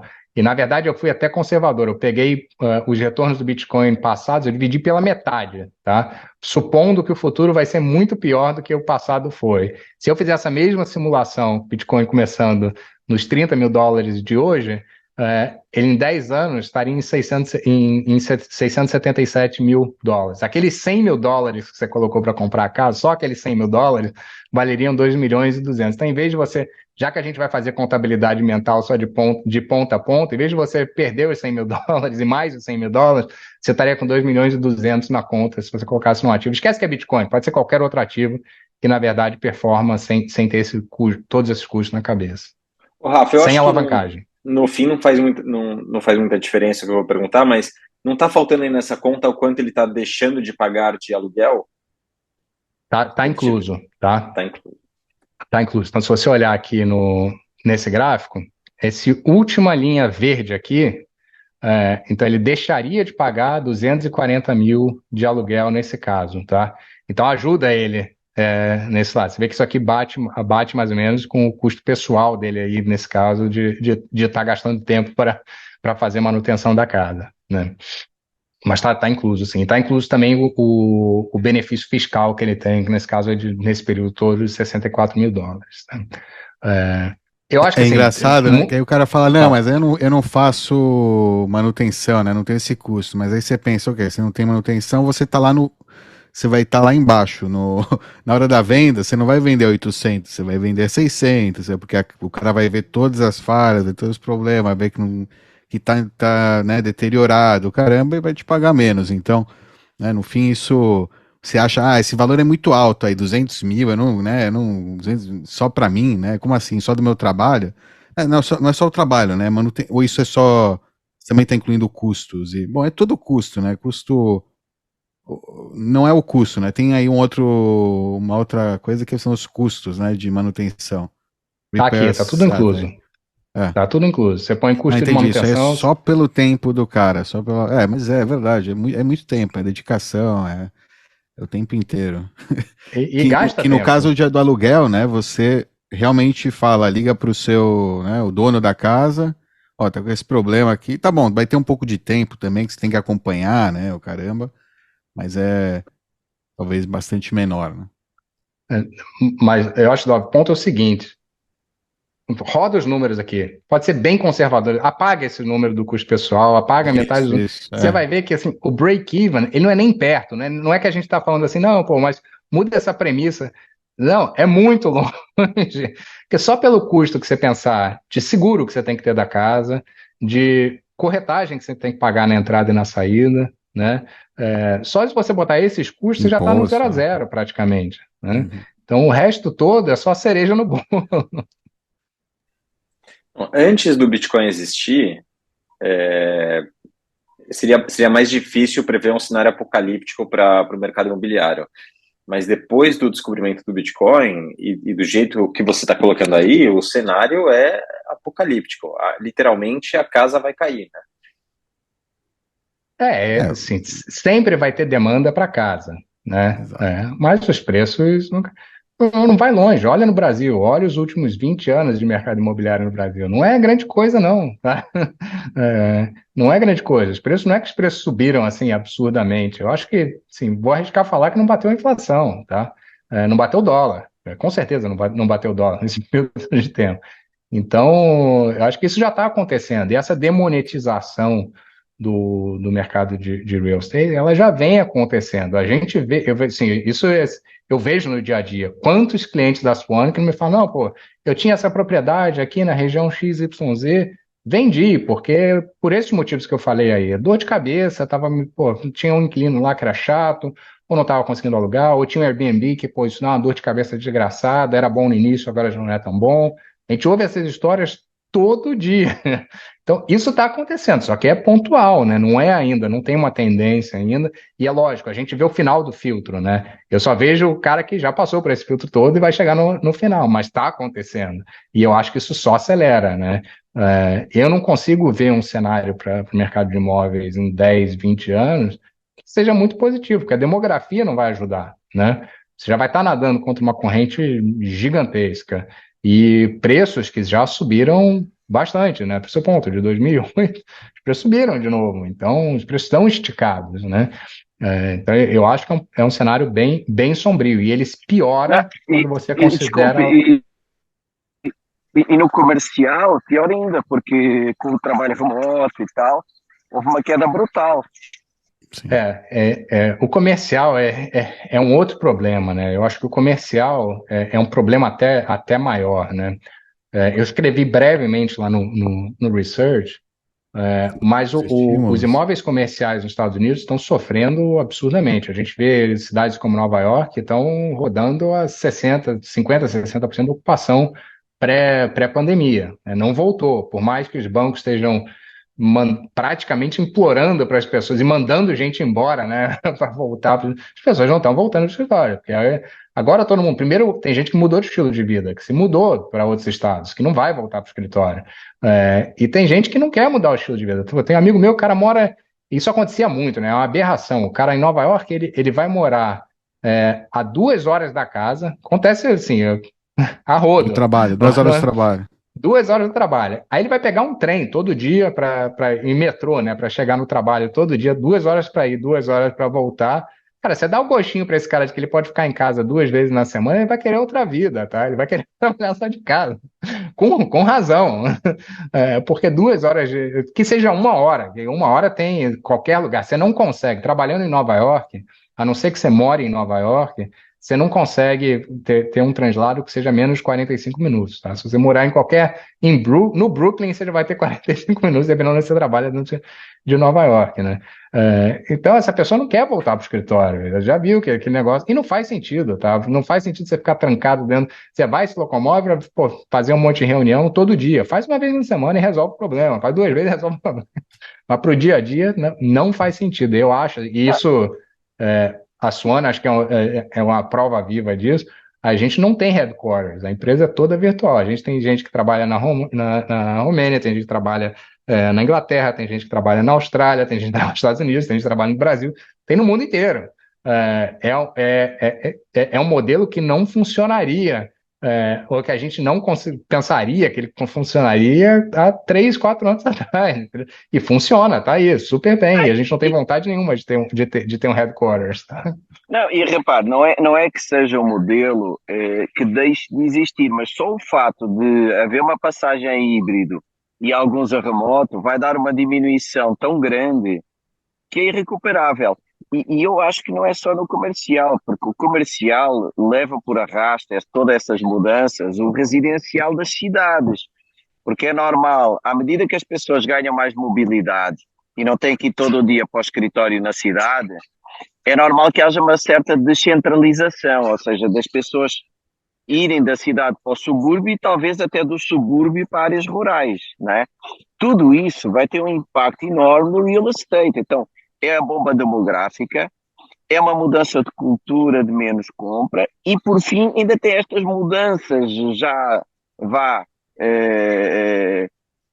da forma de vida da humanidade que vão ser um terceiro fator de redução. Tudo isso junto é um caos. Bex, vou adicionar um outro fator aí, que é a alavancagem, né? Isso tudo acontece em cima de ativos no comercial que são extremamente alavancados, né? E aonde que está essa alavancagem? Está nos bancos, né? Então, isso vai ter um efeito nos bancos americanos, né? Que a gente já está sentindo um pouco do cheiro com essa crise recente, de default de dívida comercial, né? Lê as histórias aí, São Francisco. Você tem duas histórias. Tem um shopping recentemente, tem um prédio grande recentemente, que o dono simplesmente entregou as chaves para o banco. O cara falou: não, tá aqui, ó, é teu, vai, não quero mais pagar o mortgage. E a gente não sentiu isso muito ainda nos preços, porque como você tem contratos de aluguel de muito longo prazo, né, que demoram para ser 5, 10, 15 anos em alguns casos, você tem muita empresa que ainda está comendo custo, né? Você vê lá o prédio que a gente alugava lá do Bank of America, lá nos Estados Unidos. Cara, aquilo ali é um leasing de 30 anos lá no Bryant Park, um prédio gigantesco. O banco está vazio, tem piso que está vazio, não tem ninguém trabalhando lá, mas tem que pagar, não tem jeito, é contrato, entendeu? Ou o cara vai dar um calote no contrato, vai tentar renegociar, mas não consegue, porque se tivesse uma outra pessoa para pegar o contrato, às vezes, o dono do imóvel não quer negociar, porque ele vai falar assim: pô, se você sair daqui e parar de me pagar, eu não consigo manter o imóvel, né? Eu tenho que pagar o custo daquele imóvel, ficar de pé, elevador, estrutura toda, energia, segurança, tem que pagar isso, independente, imposto para a cidade. Quer dizer,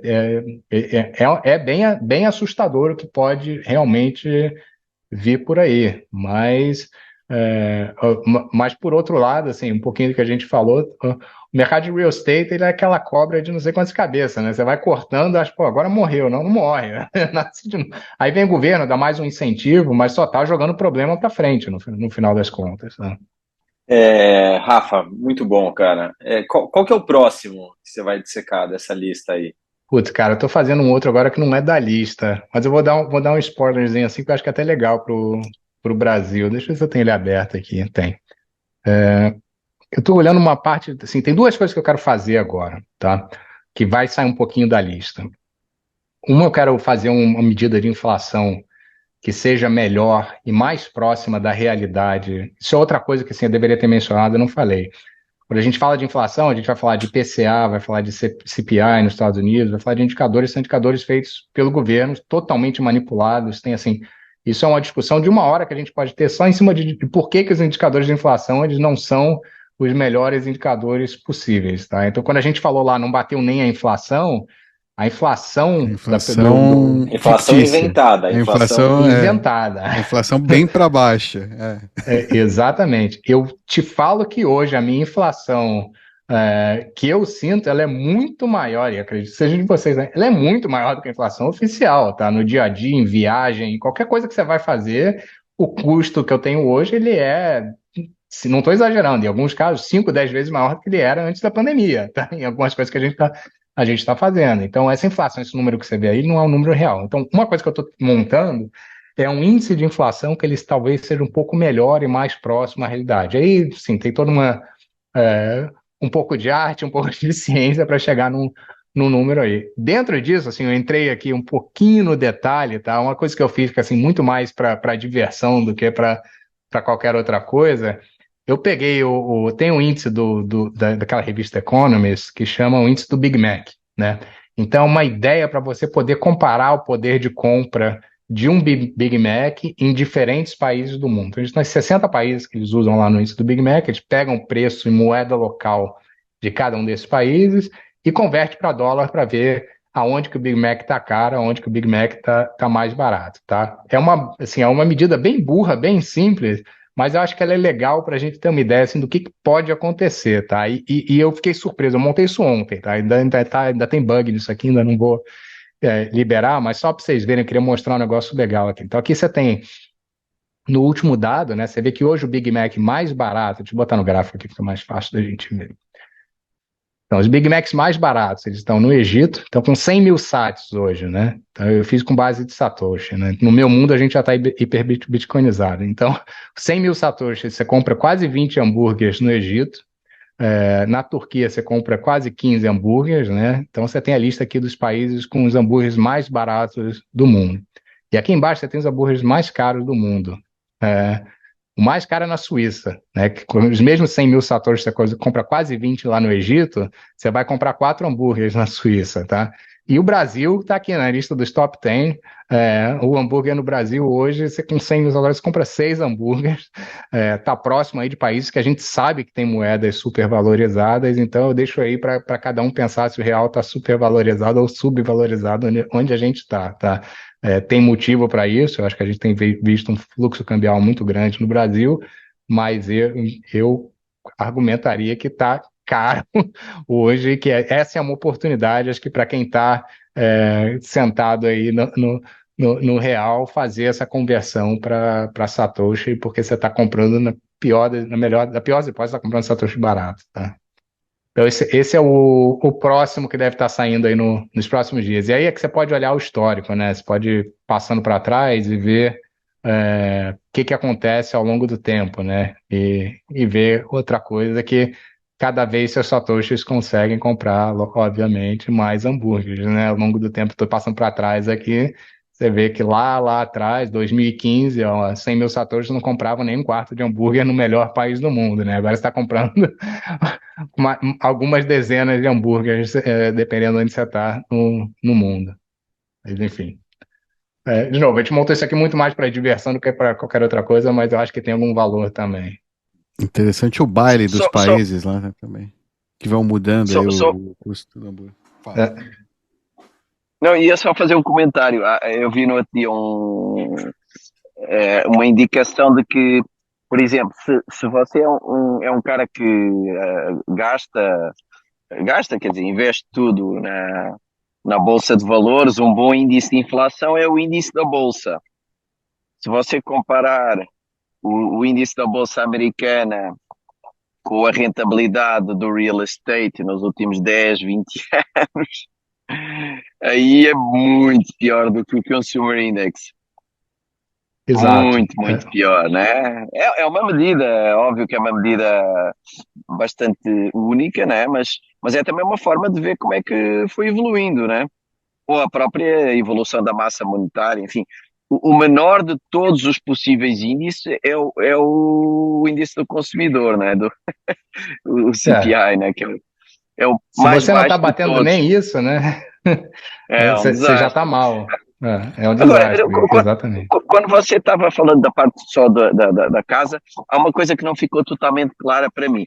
Por que uma casa que você compra para alugar é pior do que uma casa que compra para viver em termos de financials? Ou seja, porque para alugar, em princípio, aquela receita do aluguel meio que cobra as obras, essas coisas e tal, e deveria restar só a valorização, eventualmente sobrar mais qualquer coisa, né? Porque é pior ainda? Tem alguns pontos que a gente não entrou aqui no detalhe, né? Mas primeiro, e aí de novo, eu estou falando do mercado americano, tá? Você não consegue tanta alavancagem quanto você consegue na tua casa principal. Então, para comprar uma casa de 500 mil, você não vai botar 20% numa casa de aluguel, você vai botar 30%, 40%, vai ser maior. Outro ponto é que você não tem o benefício também da dedução de imposto de renda. Então, você também perde esse benefício adicional. Um outro ponto que é o maior de todos, que esse não entra na conta de quase nenhuma pessoa, são as horas que você vai gastar para manutenção dessa propriedade. Quando você aluga, você necessariamente tem que ter a tua dor de cabeça e a dor de cabeça do inquilino, né? O inquilino não vai querer trocar ele está com uma goteira no telhado, ele não vai fazer nada, ele simplesmente vai te ligar e vai falar, olha, troca o telhado aqui para mim porque está pingando na minha cama, e você vai ter que ir lá e vai ter que trocar e vai ter que pagar, seja lá o que for. Então, quando você coloca esses pontos todos na calculadora, e está aí na calculadora, porque sim, pode ser que talvez você tenha uma sorte, você consegue alugar uma casa que vai ser alugada muito melhor do que o mercado, mas esse é o outlier, não é a média, tá? Na média, você vai pagar muito mais por uma casa que você está alugando do que por uma casa que você mora. Não sei se ficou claro, Beco. Você vai pagar mais pela que você aluga do que o que você mora. Ficou porque Isso. realmente você tem razão, tipo, se já é a segunda, a terceira, por puro investimento, o grau de alavancagem que você vai conseguir é muito menor, o benefício fiscal é menor, eu concordo, sim. Isso afeta, né? E seu tempo se esgota, assim, eu conheço pessoas que têm 4, 5 propriedades e só fazem isso, assim, passa seu trabalho full time, é uma algema de ouro, né? Tem que gerenciar, que eu não tenho o que fazer, entendeu? E sem contar o problema que isso gera de herança, né, para a próxima geração. Se acontecer alguma coisa, se isso não estiver muito bem estruturado, a pessoa vai ter que pagar imposto em cima disso tudo. Como é que faz para pagar imposto? Você tem 10 propriedades, vai ter que vender 2, 3 para pagar imposto. E vai ter que vender correndo. E dependendo do país, por exemplo, sei lá, um que eu conheço bem, né? Em Portugal, se o cara deixa de pagar, é um inferno. Porque até você conseguir colocar um cara na rua, por exemplo, que é a única casa que ele tem, né, e tal, até conseguir colocar na rua, são ali uns vários meses, é um prejuízo enorme, hein? Hoje, não tanto como no passado era quase impossível colocar fora. Hoje em dia não, mas ainda é uma dor de cabeça grande que também tem que estar aí na conta, né? Com uma Exato. média, com um percentual de ocorrência e tal. Não, está claro, Exatamente. obrigado. O que mais? Muito bom, Rafa. Muito bom. E você Obrigado de disse que depois novo. no final ia meio que juntar os pontos e tal. Eu não sei se juntou e eu não, eu não captei, ou se ainda não juntou. Eu acho que assim, só para concluir, né? No final das contas, tudo isso que a gente está falando, né, e olhando ativo e ativo, eu acho que volta muito naquilo que a gente estava falando do modelo de Schrödinger, né? A gente começou por esse modelo de real estate, acho que é o primeiro que eu dei uma mergulhada, assim, olhando um pouquinho mais em detalhe, mas a gente tem ativos, por exemplo, como o ouro. Cara, o Fiat só existe, no final das contas, porque o ouro já falhou, né? A gente teve que passar de um ativo que era um ativo que funcionava bem como reserva de valor no longo prazo para um ativo que não funciona, porque esse ativo, o ouro, né, ele se locomove muito bem ao longo do tempo, ele não perde valor em 5 anos, 10 anos, 20 anos, 40 anos, mas ele não se locomove nada bem ao longo do espaço. Se você precisar transportar ouro de um lugar para o outro ou precisar pagar fração, fica muito complicado. Por isso nasceram as notas, que são os IOUs em cima de ouro, e por isso que nasceu o Fiat, esse problema todo que a gente tem nasceu daí. Então, ouro, todo problema que a gente tem hoje, ele já vem de consequência do ouro. A gente vai, em algum momento, e isso está acontecendo também, vai demonetizando esse mercado ao longo do tempo. Mesma coisa com prata, acho que é um ativo bem parecido. Tem um mercado gigantesco, esse é difícil de estimar, que é o mercado de artes nos Estados Unidos, mas você conversa com qualquer colecionador de artes mais parrudo, e eles estão comprando como reserva de valor também, para o longo prazo. Ele fala, não, isso aqui é um ativo que eu sei que daqui a 10, 20 anos, estou exagerando, mas sei lá, o Monet, você sabe que o Monet vai valer, daqui a 20, 30 anos vai valer muito também, tanto quanto vale hoje. Então, é uma reserva de valor, mas é um escape, as pessoas estão fugindo, estão tentando achar ativos que teriam que fazer o que o ativo natural deveria estar fazendo e não faz, né? Pelo contrário, atrapalha.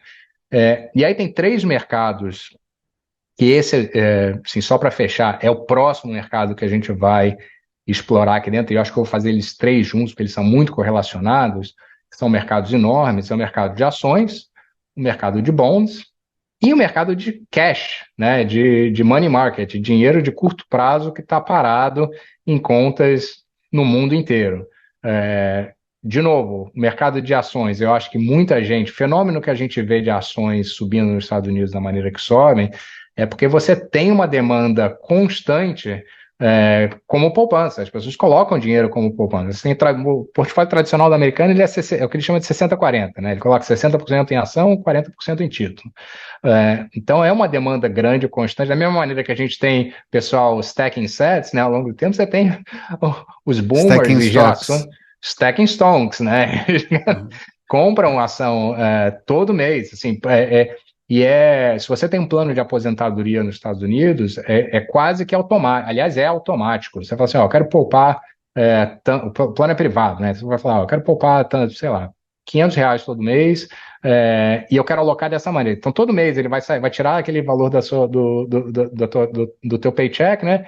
E automaticamente ele vai ser comprado em ação. Então, tá ali, todo mês você tem um fluxo muito grande acontecendo.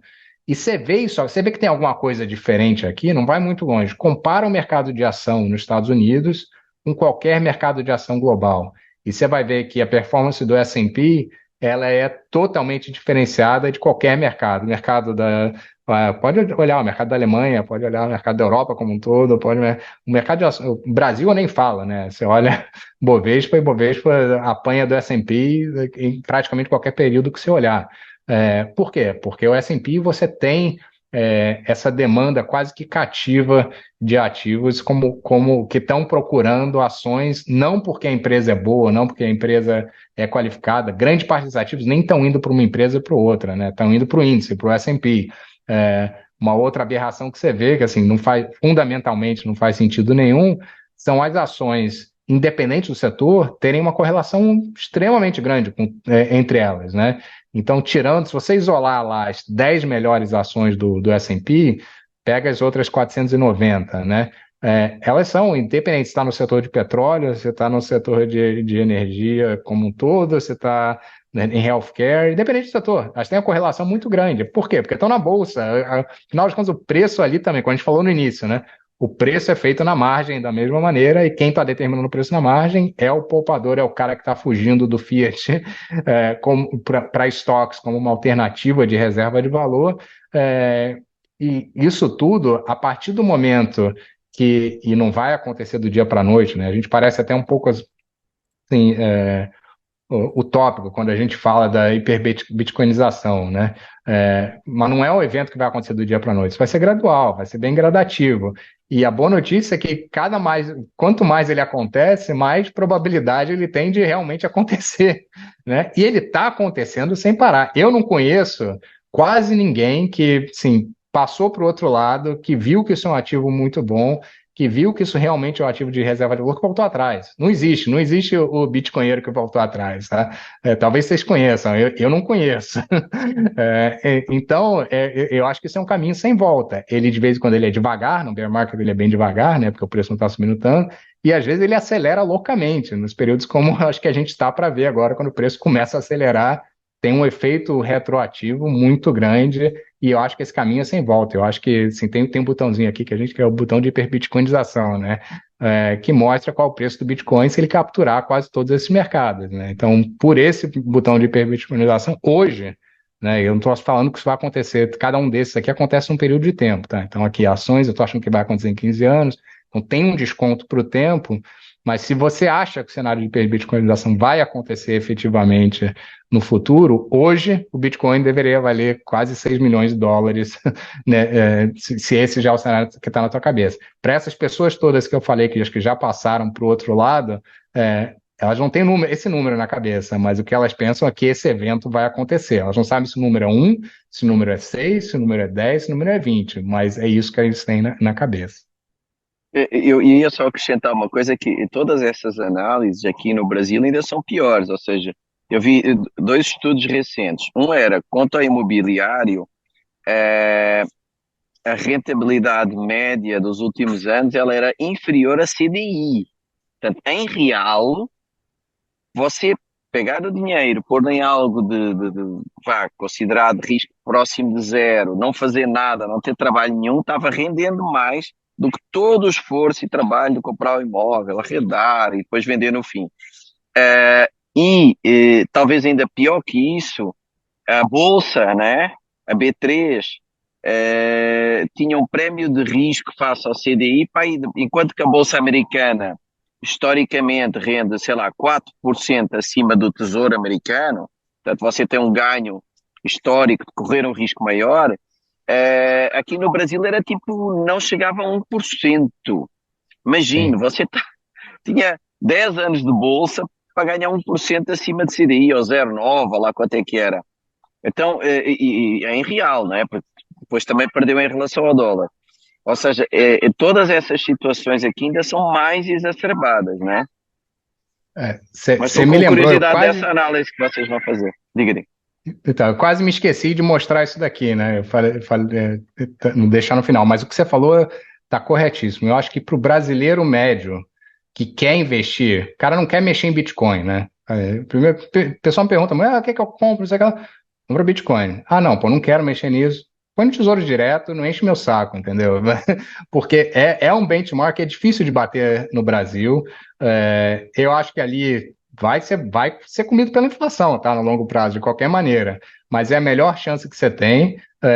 A probabilidade de default é muito baixa e não vai te dar dor de cabeça nenhuma. Você compra, deixa lá, assim, pelo menos o teu tempo está livre para ir fazer outras coisas e trabalhar e gastar o tempo no seu trabalho produtivo, né? O médico não tem que estar pensando em alugar real estate, não tem que estar pensando em ficar investindo em ação, não tem que estar pensando em nada disso. Coloca no Tesouro Direto, aí talvez distribui em diferentes prazos, sei lá, mas coloca ali porque é um benchmark que é o que você falou, é difícil de bater no mercado brasileiro. E tem sido assim por um longo, isso não é de hoje, não, é de muito, muito tempo, né? Pode ser que a gente passe para um cenário que, pô, os juros caem, sei lá, não tem sido a realidade e não é o que está precificado hoje no mercado. Mas aí também, de curiosidade, um negócio que quase esqueci de mostrar. Eu rodei aqui, eu peguei alguns fundos imobiliários aqui do Brasil, só para ver, né, o que aconteceria se você tivesse um portfólio aí de fundo imobiliário. Então, eu peguei alguns comerciais, de novo, eu não sou expert nessa área, então talvez eu não tenha pego os melhores fundos para fazer essa análise, mas depois a gente pode rodar com outros fundos. Eu tentei pesquisar alguns em algumas áreas, então tem um de logística, tem um comercial, tem um que tem um pouquinho de tudo, e aqui então, o que mais importa, né? Isso aqui tem 9 anos de dados, né, aqui, os retornos anualizados de cada um desses fundos. Então, você vê lá, tem um que subiu 1,9 na média por ano, o outro que subiu 0,85, outro subiu 6%, outro que caiu 5% na média. Todos esses estão super longe de bater o Tesouro Direto, só para começar, né? E aí, se você, logicamente, e com volatilidade alta, tá? Volatilidade de ação. Então, você está comprando um retorno que é super abaixo do retorno de ação, né? Com volatilidade de ação, mas que não está batendo nem a renda fixa. E aí, esse é o modelo que a gente usa para adicionar Bitcoin a portfólios diferentes. Obviamente, se você adicionasse 1 a 5% ou 10% de Bitcoin, mesmo rebalanceando a cada 3 meses, você ainda tem retornos muito positivos se você adicionar. E aí o que é curioso aqui, né? Todo mundo fala, Bitcoin é muito volátil, adiciona correlação, a volatilidade. Uma medida que eu gosto muito de usar para medir volatilidade é olhar esse gráfico de queda, né? Então ele te mostra em vários períodos, e só um ponto aqui, isso aqui é mais um aplicativo no Nakamoto Portfólio, as pessoas podem rodar o portfólio que quiser, pode botar Bovespa, pode botar ação brasileira, pode botar ação americana, assim, o que quiser rodar aí para ver como é que o Bitcoin se adiciona no portfólio, ele consegue colocar. Mas Qual é o voltando aqui banco no de gráfico, dados? Tem tudo que está na Bovespa, tudo que está no. Tem aí, tudo. né? Ok. Tudo. Tem Bovespa, tem inclusive do banco de dados do Federal Reserve, do FRED, aquele banco de dados de dados econômicos que eles usam. Você consegue puxar e colocar, embora não são você não consegue investir, né? Não, por exemplo, posso botar Uhum. inflação aqui se eu quiser, não é um ativo que se investe, mas você pode usar para comparação, Comparar. para comparar. Então você vê aqui, ó, que esse portfólio aqui, né? Se você tivesse só esse mix aí de fundos imobiliários, fevereiro desse ano, o teu portfólio original estaria caindo 30%. Quando se você tivesse uma alocação de Bitcoin de 10%, você teria caindo só 19%. Reduziu a Né? volatilidade. Reduziu sua queda e reduziu sua volatilidade. Por quê? Porque não tem correlação nenhuma, né? Como esperado, se você olhar ali aqui a correlação do Bitcoin com esses ativos é nenhuma, como deveria ser, né? No final das contas. Eu não tinha nem olhado isso aqui, mas o que isso aqui faz é otimizar o portfólio para ver se você adicionar Bitcoin, qual o percentual de Bitcoin que é ótimo, para você chegar no risco-retorno ótimo aqui. e você vê que esse portfólio otimiza com quase 40% de Bitcoin no portfólio. Então você está muito melhor tendo Bitcoin no portfólio do que você ter esses ativos que, assim, que o brasileiro médio tem em vários portfólios. Eu vejo, de novo, médico, eu vejo advogado, eu vejo gente que não deveria estar investindo em nada disso, ter fundo imobiliário na carteira pessoal aqui no Brasil. Isso tudo é lixo tóxico, não deveria estar na carteira de ninguém, tá? Mas o gerente lá, o nosso. Como é que não é gerente? É o personal advisor lá do banco, né? Fala tão bem do produto. Porque ele está sendo pago, né? Assim, no final das contas. Ele vai vender Bitcoin, e não só ele não vai ser pago, como o ativo vai sair da corretora dele ou do banco dele. Incentivo nenhum, é negativo para ele fazer isso. Por mais que ele ache que seja o melhor ativo do mundo, que ele não acha também, porque não está preparado para isso. Mas enfim. Ainda não recebeu as ordens. Né? Quando mas tiver o ETF lá, eles isso aí, né? Esse instrumento aí, pode ser que eles comecem a. A real é que teve banco que, desculpa, ofereceu já para Boomer, eu fiquei sabendo, no o GBTC, por exemplo, estava oferecendo o GBTC no topo lá, que foi uma péssima recomendação, né? Diga-se de passagem. Perdeu 2 vezes. Mas estava tendo, ou seja, o pessoal entrou porque era, né, um instrumento, né, que dava para tirar uma grana, né? Você tem management aí que dá para, né? Ou seja, você tem o banco segue sendo, né, o dono desse título, né, em frente a outra instituição aí financeira. É uma aberração, né? Você tem que pagar para deixar seu dinheiro no banco, né? O banco que deveria estar te pagando. Você corre risco do banco quebrar, o banco está se alavancando em cima de você, mas não, você paga taxa, você paga. De novo, é tudo de cabeça para baixo, né? Não dá para entender muito bem. E as pessoas são acostumadas com isso. Esse é o normal, né? E acho que por isso também que é até um pouco difícil de entender o Bitcoin, porque é um negócio que é totalmente atípico, né? Não, você vai deixar lá, vai ficar parado. Esse é o objetivo, é reserva de valor, não é para você ficar mexendo, não é para você ficar. Você não precisa ficar mexendo muito nele. Deixa lá que daqui a 5, daqui a 10 anos, daqui a 20 anos, vai valer mais, só tem 21 milhões, não vai ter mais que isso, e a demanda só sobe, a demanda não cai. É isso aí. Eu ia dizer, digamos, o cara médio e que não quer mesmo Bitcoin, não deveria ir para Treasury americano, por exemplo, em vez do Tesouro Direto. Bem melhor. E melhor ainda, né? Sim, porque aqui você corre 3 riscos, né? Você tem o risco tradicional de renda fixa, né? Dos juros subir e descer. Você tem o risco do governo brasileiro, que eu acho que é pior, de default, né? Da moeda local. E você tem o risco do câmbio, né? E pelo que a gente viu aí do índice do Big Mac, está num momento bom de tentar exatamente converter. Não converte, esquece o Bitcoin, converte para dólar, deixa em dólar. Hoje você não vai receber lá, não é ruim o que você recebe em Treasury hoje não, tá? Você vai receber 5, 6, e aliás tem aqui também, a gente consegue ver, quer ver, vou mostrar como é que Não, o tá a Treasury curva. está alta, agora está aqui 3,75, 3,50, não sei. Subiu o juro, né?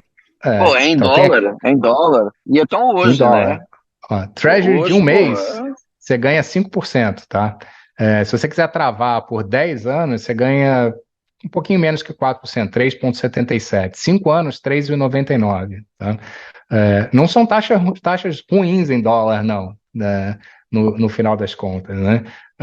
E aqui um pouco daquela aberração que eu falei, né? Você vê o governo americano, ele se financia para 30 anos a 3,86 e você consegue pegar um empréstimo para uma casa a 6%. Não faz o menor sentido isso para mim. No final, os 2 números estão errados, tá? Mas eles não deveriam ser próximos, eles deveriam ser muito, muito afastados, porque os riscos não são os mesmos, né? Para ter uma ideia de como isso aqui é um outro aplicativo que o pessoal pode usar aí no portfólio, que são as curvas de juros americanas, tá?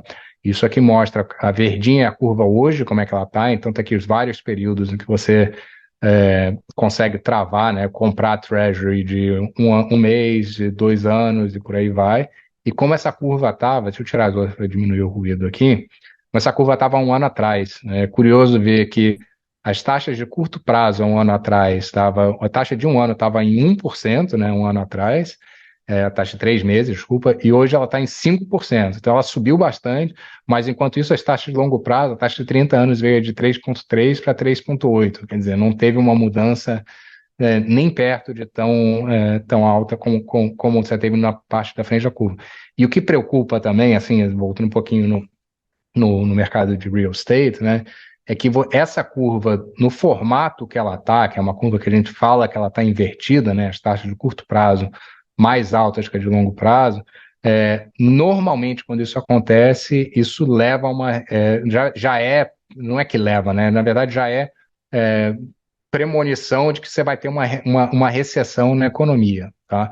E além disso, isso é terrível para os bancos, né? Porque o banco ele tem que pagar juros aqui no curto prazo, né? E emprestar lá no longo prazo. Então o cara está recebendo o spread dele negativo hoje. Ele está travando lá no mortgage que ele está dando para o cliente a 6%, né? Enquanto que a taxa que ele está pegando de empréstimo no curto prazo é mais alta que isso, né? Dependendo de como que ele está fazendo, entendeu? Porque é 6% sem contar o default, né? Depois que ele tem default, depois que ele tem custo, tudo não é 6%, é menos que isso. Então, isso é mais uma situação, acho que assim, bem preocupante no mercado como um todo, e que tem impacto no mercado de real estate, né? Compre Bitcoin. Essa é sempre, Resumo. sempre a conclusão. E agora, Lamp Sun, né? Não DCA, pô. Especialmente Por favor. agora. Especialmente agora. Quando você conseguir o que você tiver, já era semana passada, já era um mês atrás, já era isso, continua. Ainda não chegamos no fim desse bull aí, né? Se você começar a fazer DCA agora, você vai pagar mais caro amanhã, depois de amanhã, daqui a uma semana, daqui a um mês, daqui a 3 meses, vai ser mais caro. Tem que ter estômago, né? Eu acho que assim, o mais importante antes de tudo é você determinar o que é um percentual que você pode comprar que não vai te deixar nervoso se ele cair. Pensa só, hoje eu vou botar tanto, sei lá, R$ 1.000. Se isso cair por 50%, como é que você vai se sentir? Pô, você vai ficar, vai mudar a tua vida? Se for, espera, daí tem que repensar sobre isso. Aí faz o DCA. Aí E faz o seu DCA DCA, de boa. exato. Mas se é um montante que não vai fazer tanta diferença, que você não chegou ainda naquele montante, pô, compra logo, entendeu? Eu acho que não é isso que vai fazer a diferença e a probabilidade de você. E, de novo, isso não é recomendação financeira. A probabilidade de você perder os dias de alta, estou olhando, se não é opinião, é histórico, ela é muito grande, né? Então, se você perder esses 2, 3, 4 dias de alta, a chance de você subperformar o Bitcoin é total, no final das contas. Pera, não Bom, são Zaguri, dias, né? São os meses, tá? Tem um mês, 2 meses, assim. São alguns dias nesses meses, mas ele é meio espalhado, né? Não é que é um dia atrás do outro. Teve agora um dia bom, agora vai ter uns dias de lado, um pouco para baixo, vai voltar a testar, enfim. Isso aqui é E aí igual de App novo, aí tem Store, né? outro pum. Você fala, aqui é igual App Store, você fala, tem um app para isso também, tá? Olha Então lá. vamos lá, vamos olhar os números, né? Isso aqui, ó, dados de 2018 até 2023. Se você pegar, tô pegando aqui 5, vamos diminuir, tá? Vamos pegar 3 dias só, assim, 3 dias consecutivos, tá? Do Bitcoin, pegar os 10 maiores, os 10 piores, tá? Então, assim, só para não ficar tão enviesado, vamos pegar no período mais curto para cá, sei lá, vamos pegar de 2020 para cá, deixa eu pegar esse período tão longo, pegar 3 anos aí de dados. Nos últimos 3 anos, tá? Eu vou fazer melhor ainda, vou pegar só um dia, tá? Os 10 maiores dias, você ficou fora só desses 10 melhores dias. Fazer melhor ainda, você perdeu os 5 melhores dias de Bitcoin de 2020 para cá, tá? São 5 dias que você perdeu. O que aconteceria se você perdesse esses dias? Então, eles estão aqui, tá? Nessa tabela aqui. Você teve aí um período maior dele, você teve um período que ele pulou de 38 mil para 46 mil em um dia, tá? Você teve um período que ele pulou de 37 para 43 mil, e tudo bem que ele voltou, tá? Mas eu estou só pensando, você não estava alocado nesse dia e você ficou alocado no resto do período. O que aconteceu? O teu retorno médio, eu tinha esse número aqui, acho que não está mais calculado. O teu retorno no período, está aqui, ó, foi 224%, tá? Entre 2020, junho de 2020 e junho de 2023. Você perdeu esses 5 dias, ele caiu para 70%. Se você perdeu os 10 maiores dias, esses 224% já foram para zero. Então, são dias, assim, você perdeu 10 dias nesse período, que assim, não é praticamente nada desse período todo, você já não tem retorno nenhum no Bitcoin nesse período todo. O retorno foi todo feito em 10 dias. Tem overlap aqui, então assim, essa conta não é exatamente essa, mas o ponto aqui é para mostrar que tem dias que realmente fazem diferença no preço do Bitcoin. Porque esse período aqui, ó, por exemplo, 2020, né? 26 de julho e 27 de julho. Teve 11% em um dia. E não voltou mais. A gente nunca mais viu esses preços aqui. Se você perdeu, você perdeu. Aqui também, de 15 mil para 17 mil, já era, não voltou mais. Esses preços aqui nunca mais voltaram, né? Aqui tudo bem, você até teve um período que conseguiu recomprar. Mas aí você tinha que ter também pego, né, justo. E aí não é. Entendi. Em poucos Ninguém dias... é um trader bom o suficiente, não existe essa pessoa no mundo que vai conseguir identificar esses períodos. E aí pega período mais longo, né? Vamos pegar semanas aqui, sei lá, vamos pegar as maiores 5 semanas, só para a gente dar uma olhada, né? Então botei lá, número de dias são 7, os blocos são 7. Ó, a gente teve semana aí, a piorzinha dela foi 33%, mano. Foi quase 40%. Quer dizer, você não quer estar desalocado. Estar desalocado tem um custo, pode ter um custo muito grande se você perder essa janela e o Bitcoin decolar e nunca mais voltar para esses preços, né? E só para ter uma ideia, o que está acontecendo agora, saltou de 25 para 30, não entra, né? Nem aqui, numa dessas aqui. Não. Ele é 6%, não é um desses dias que o Rafa está falando. Então, ó, você está vendo os sinais, tal, não passou o dia ainda. É que às vezes o cara fala, não, agora passou o dia, né? Agora passou o dia, agora já era, agora o que eu vou fazer? O problema mais grave de estar desalocado é quando você perde um preço para sempre. Por exemplo, não volta nunca mais, eu hoje em dia não faço trading, né, mas houve uma altura em que fazia. E eu lembro que ele andava lá à volta dos $5.000 e tal, subia, descia, subia, descia. Eu ia comprando, vendendo, comprando, vendendo. Aí, de repente, ele, sei lá, subiu para 6, eu vendi. Aí, deu uma pernada rápida para 12 e nunca mais voltou atrás. Nunca mais. E nunca mais vai voltar, né? Então, eu acho que o que ele está querendo dizer é essa de você perder uma subida, o mais grave de estar desalocado é você perder uma subida que depois nunca mais recupera aquele valor. Ou ficar esperando aquela volta. Aí você perde, é pior ainda, aí você perde eternamente aquele valor, né? Você nunca mais vai conseguir entrar naquele preço. Perde para sempre.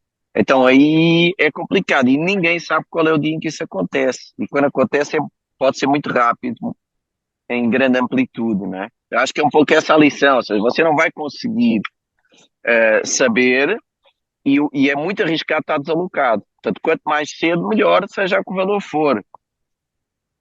Exatamente. Eu expandi aqui só para ter uma ideia, porque aqui parecem os períodos que nunca mais voltaram, né? Se você perdeu aqui, alguns deles voltaram, né? O maior, na verdade, voltou, que foi de 10 mil para 17 mil em 2017. Depois o mercado corrigiu e voltou, não voltou para os 10 mil, voltou não, foi para 3 mil até, chegou até 3 mil no Corona. Exato, mas tiveram períodos aqui que nunca mais. Aliás, tem um negócio que legal de botar aqui, vou botar um checkzinho na última coluna falando, ó, aqui são preços que nunca mais, depois que isso aconteceu, você não teve outra oportunidade, já era. Oportunidade de entrada. Isso o psicológico é o pior, né? Porque o cara, às vezes, ele perde essa entrada, ele fica com aquele preço na cabeça, e aí o cara fica fora da posição só porque ele teimou na cabeça dele que tinha que chegar naquele preço. Fica esperando, esperando. Deixa o dinheiro na corretora ainda esperando, é um louco, o cara é maluco. Aquele meme dos caras na escadinha do avião. O avião decolou de 25 para 30 e os caras da escadinha estão à espera dos 12. E ficaram em terra. O avião já foi, não já volta. Era. Aí esse cara é o que a gente falou, ele vai comprar no desespero, no pânico, quando chegar quase lá no all-time high, que ele vai falar, putz, eu tenho que comprar, não é possível. E vai ser no pânico, porque o pânico é aquele... É igual que você joga pão no lago cheio de peixe, né? Peixe pra todo lado, aquele frenesinho, o FOMO, todo mundo... O FOMO.